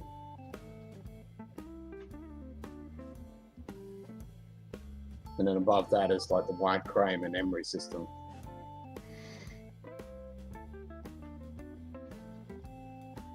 It's fascinating stuff. It really is. And with all the red boat lineage and all that shit. Yeah.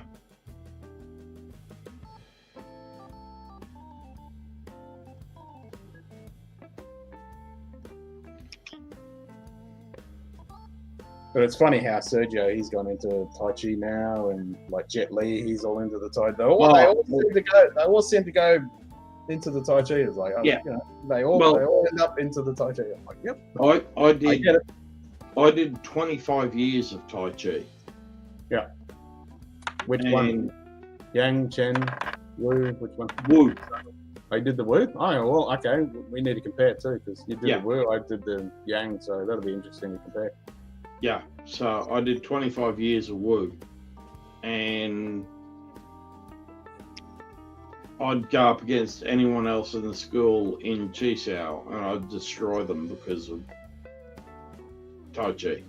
God, it always blew my mind when I started doing Wing Chun after I did the Tai Chi. I'm like, fuck, this all shit's all, it's all in there. I mean, it doesn't matter what you do, it's all good. Oh, Bagwa's getting taught in Denmark. So they started it up again? Nice. Yeah, that's something I'd like to fucking get into. Well, Buck May was the third system which Sifu Eddie was teaching between the two Wing Chun systems, the Longshun lineage, which is Bill G orientated, because Longshun was the king of Bill G, and the Padam system, which he learnt when he went over to China. He was the last closed-door disciple of Putnam, who was the first recognized Grand Master by the Chinese Communist Party. Yeah, that little organization. Yeah. And then when he was over learning Putnam, one of the other guys was a master of But May. Okay. Which white eyebrow. Yeah, I remember you saying that before. By May. Yep. Gordon Lau's character from Kill Bill. Yep.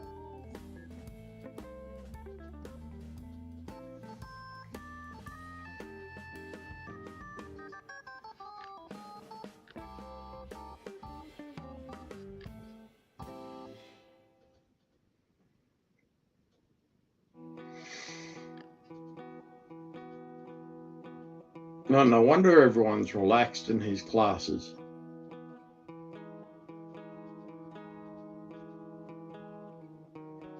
He's in Amsterdam. Well, he's got schools everywhere. He's having an Amsterdam good time. One of our old students down here did white eyebrow. Oh, shit.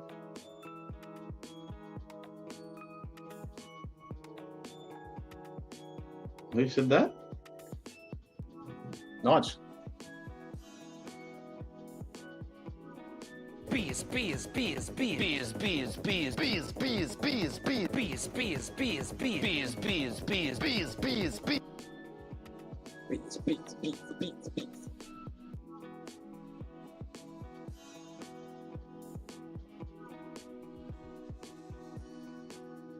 Where's the Lord Explode? He's down here with me. Oh, is he? Mm-hmm. I didn't know that there was any Australian lineage for But May. No, so Nige is with my seafood. One of their old students did white eyebrow. Yeah.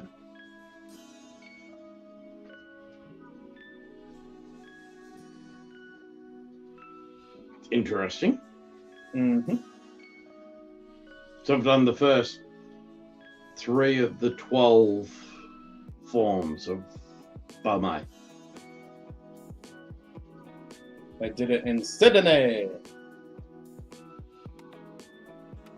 Okay. In Sydney.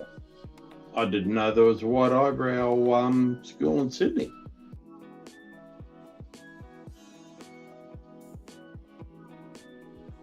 Just finished making homemade roasted red pepper and tomato soup for lunch at work. I'm now making the grilled cheese sandwiches and just on extra sharp cheddar. I'll have one of them, thanks.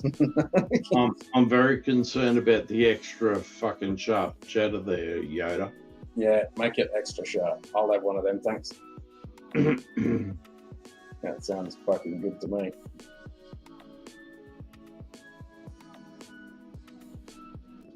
Yeah. Never knew there was a school in Sydney.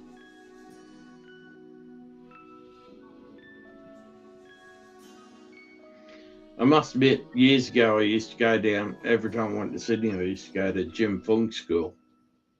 Yeah, I mean, and pay my respects, and I got to do so much shit with Jim. yeah. I mean, back in the day, I was so wanting to do that university degree in Wing Chun with Jim Fung School. Back in the day. Jim was just man, so accommodating. I walked in one night just to pay my respects. Yeah. And he was there, and he basically went, "You do Wing Chun?" I went, "Yep, I'm with the Sivu," and he's going, "Oh, come in at this time. I do stuff with all my instructors, and come in." And we had some major fun. That's where I got to be good friends with quite a few of Jim's senior instructors back in those days. Yeah. I don't think it's what they teach everyone. I think he learned it on the side. Okay. Yeah, that makes sense. Yeah, definitely. No Red Leicester? I've still got some Red Leicester left. Because my Sifu over in Sacramento, he learnt white eyebrow from a master of white eyebrow in Foshan. In Foshan, okay. He was going across the border from Hong Kong over into Foshan. Because Putnam actually had Yip Man's old dummy. Oh, really? Yeah, because Yip Man's cousin gave him Yip Man's old dummy. Oh, shit. So that's where we've got all the dimensions and everything off Yip Man's old attack dummy. Yeah, those famous fucking drawings. Oh, no. These are actually very quiet. They're only through. It's Sifu Eddie took them directly off the dummy. Oh, Eddie's got them. Okay. Yeah. It's only internal in his schools that they're slightly different because it's a longer dummy. It actually goes down to the ground. Oh, okay. Because when Yip Man first learnt Wing Chun from Chan Wah Sun and Lun Bik, that he learnt through that style. Okay. Yeah, but Putnam actually goes in and it presses your foot against the body of the dummy. Oh, interesting. Okay. Because you're blocking the front foot, but it's attacking the back foot. Yeah, yep. So you're almost stepping on it and pushing it. Yeah. Yeah.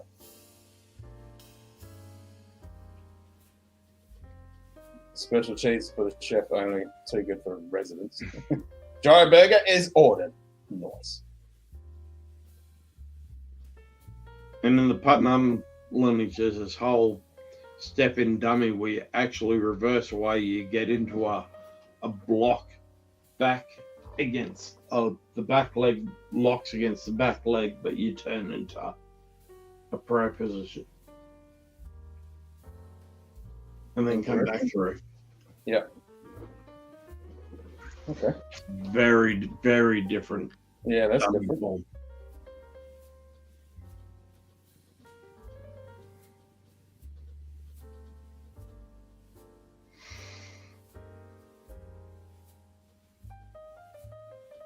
Yeah, I mean, there's so many different so much different stuff out there. Just need 10 lifetimes to learn it all. I mean, I've had so many fun fucking times with Sifu Eddie.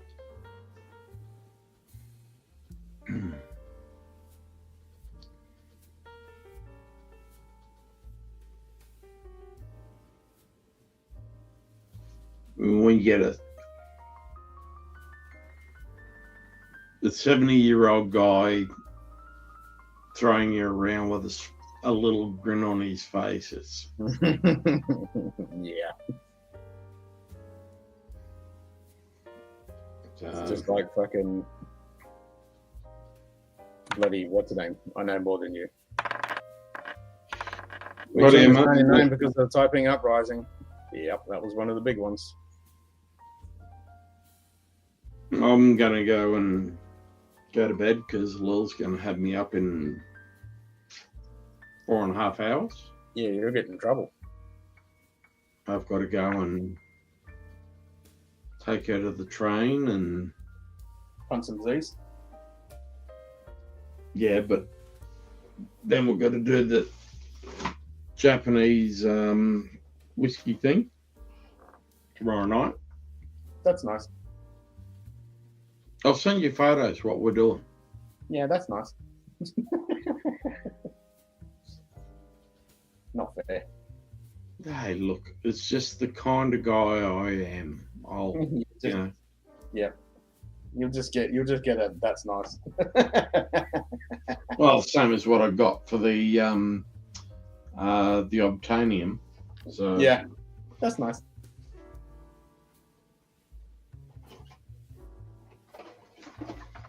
But this shit is good. Yeah, I'm looking forward to cracking that one again. You'll enjoy it because it doesn't have a lot of a cigar note on it, but you then have a pour of a beer in between sips, and that cigar note just comes through. Okay, so it's a nice fucking Boilermaker. Okay, Oh yeah. nice. Well, I think this Teerling Stout Cask is a good fucking Boilermaker whiskey. I've just got to figure out where I'm going to put them. That's always the problem. Not enough fucking room. Yeah. Got a few too many whiskeys in this room. You can never have enough. No. It's only a lack of room that's the issue. Not a lack of whiskey. It's never a lack of whiskey. That's exactly it. That's right. Never a lack of whiskey. It's where you can put new bottles. Cheers, Nige. Yeah, I'll be wrapping up in midnight myself. Yeah, Nige. Only a short one.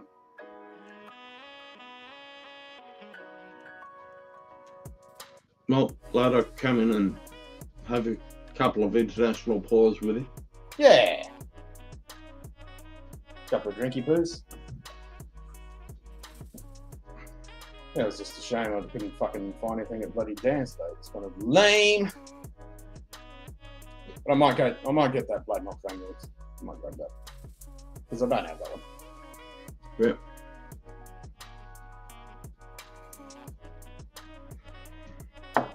Might grab that.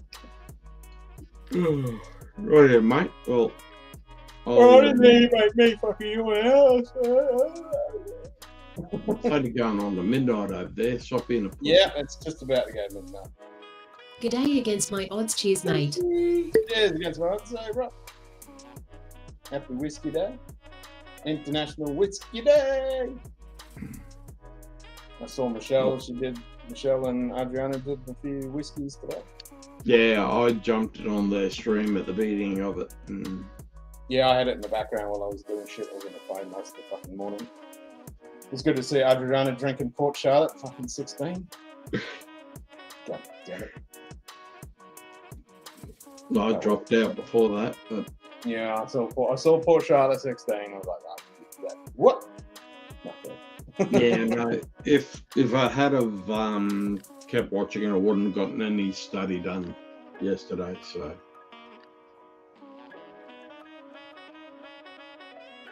Now I'm stuck on the bloody phone most of the day. Fucking calls for shit, sorting crap.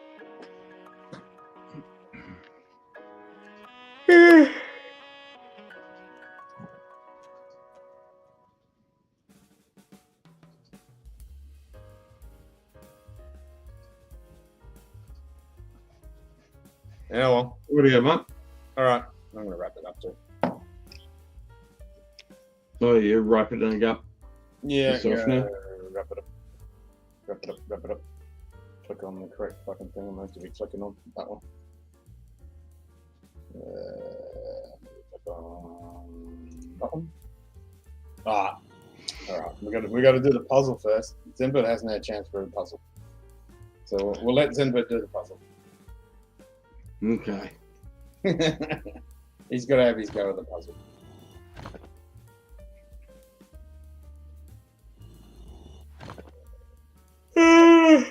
I'm sorry, a few minutes, Alden. It's a bit like that. Still got a few minutes. Chris has got to go to bed though. More scrambled eggs. Yeah. Chris has got to bed. It's fucking 2 o'clock in the morning for you, Chris. Yep. I don't want to get stabbed. It's not. I didn't do it. It's not my fault. I don't want to get blamed. I'm gonna blame you anyway, so it's okay. Okay, all right. Well, that's normal. You blame me with Carly half the time, so it's all No, good. I don't do that. I'm wise to that. I'll get in trouble by both of you, so you know. Yeah, but the worst part is that Carly would believe it. Of course you would. Any excuse to fucking abuse me for something. Carly would believe it. You and I get on stream together, and yep, there goes the evening. Yeah. It's all fucking good. Alright, I'll go for 5, mate. All right.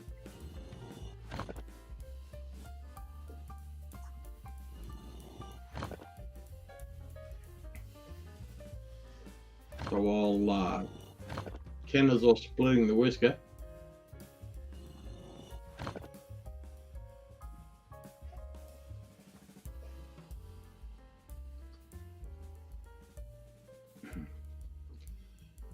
we can wait for Zenbird to. Oh, Martin and Zenbird are fighting over who's going to get through the puzzle.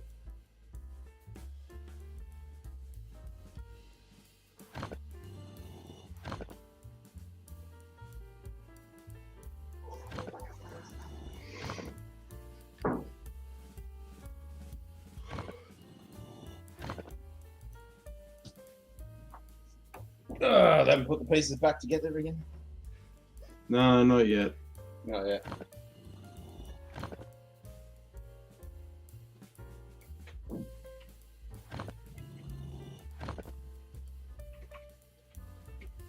Oh, shit.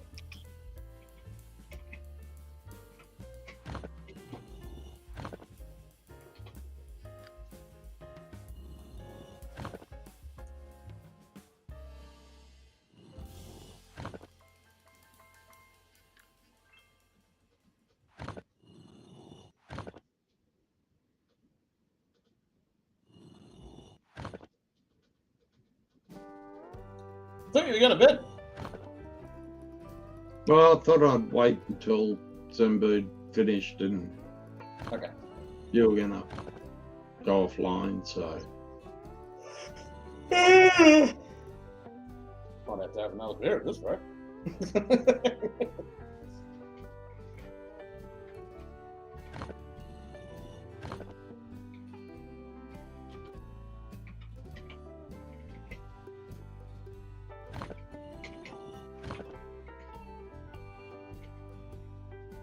Ooh, I could have an Andy there. I could, but I'll say that.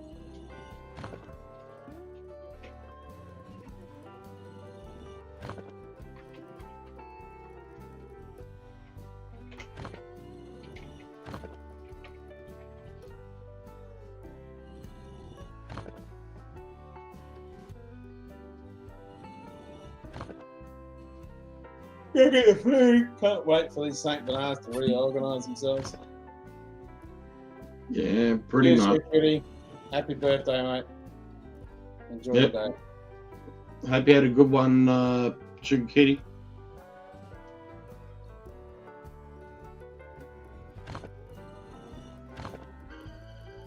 Where's the kaboom? There was supposed to be an Yeah, earth-shattering earth-shattering kaboom. Back to the old drawing board.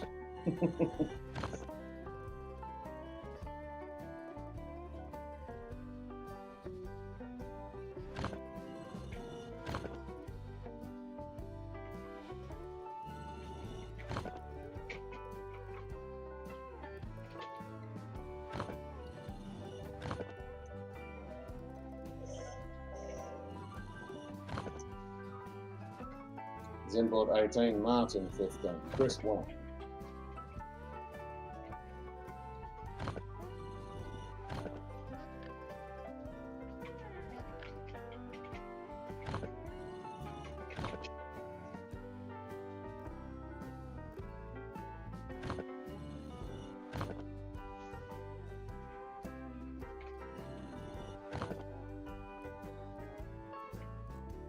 Fighting over the puzzle pieces. Makes it more fun when there's a few of us fighting over them.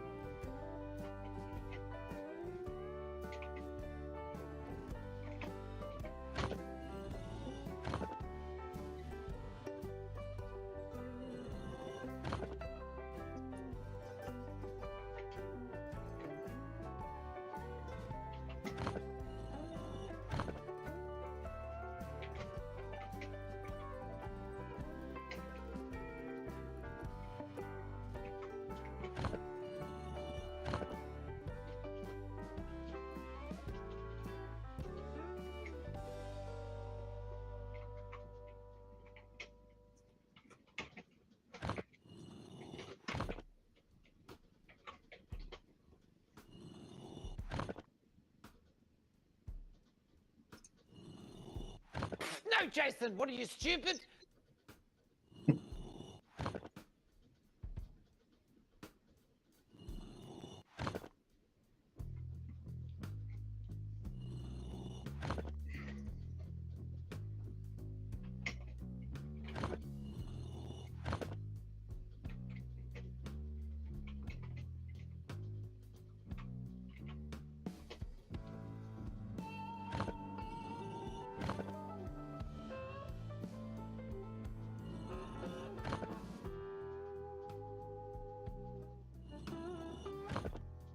Japney just had his birthday too. Good over there.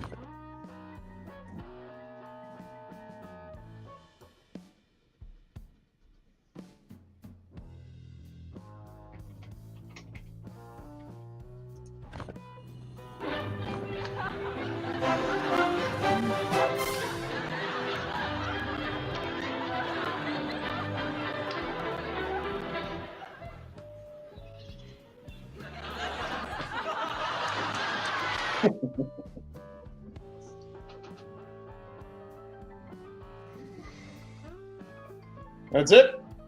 All done? That's it. Sweet. All done. All right, folks. I shall wrap it up. Peace out. Enjoy the rest of your International Whiskey Day. Hope you have some good drams from all over the world. And we'll catch you all on the weekend. Same time, same place, same bat channel. Cheerio. Well, I don't know if there's bats involved, but yeah, okay. Well, there's bugs. Close enough. Cheers, everyone. Cheers all.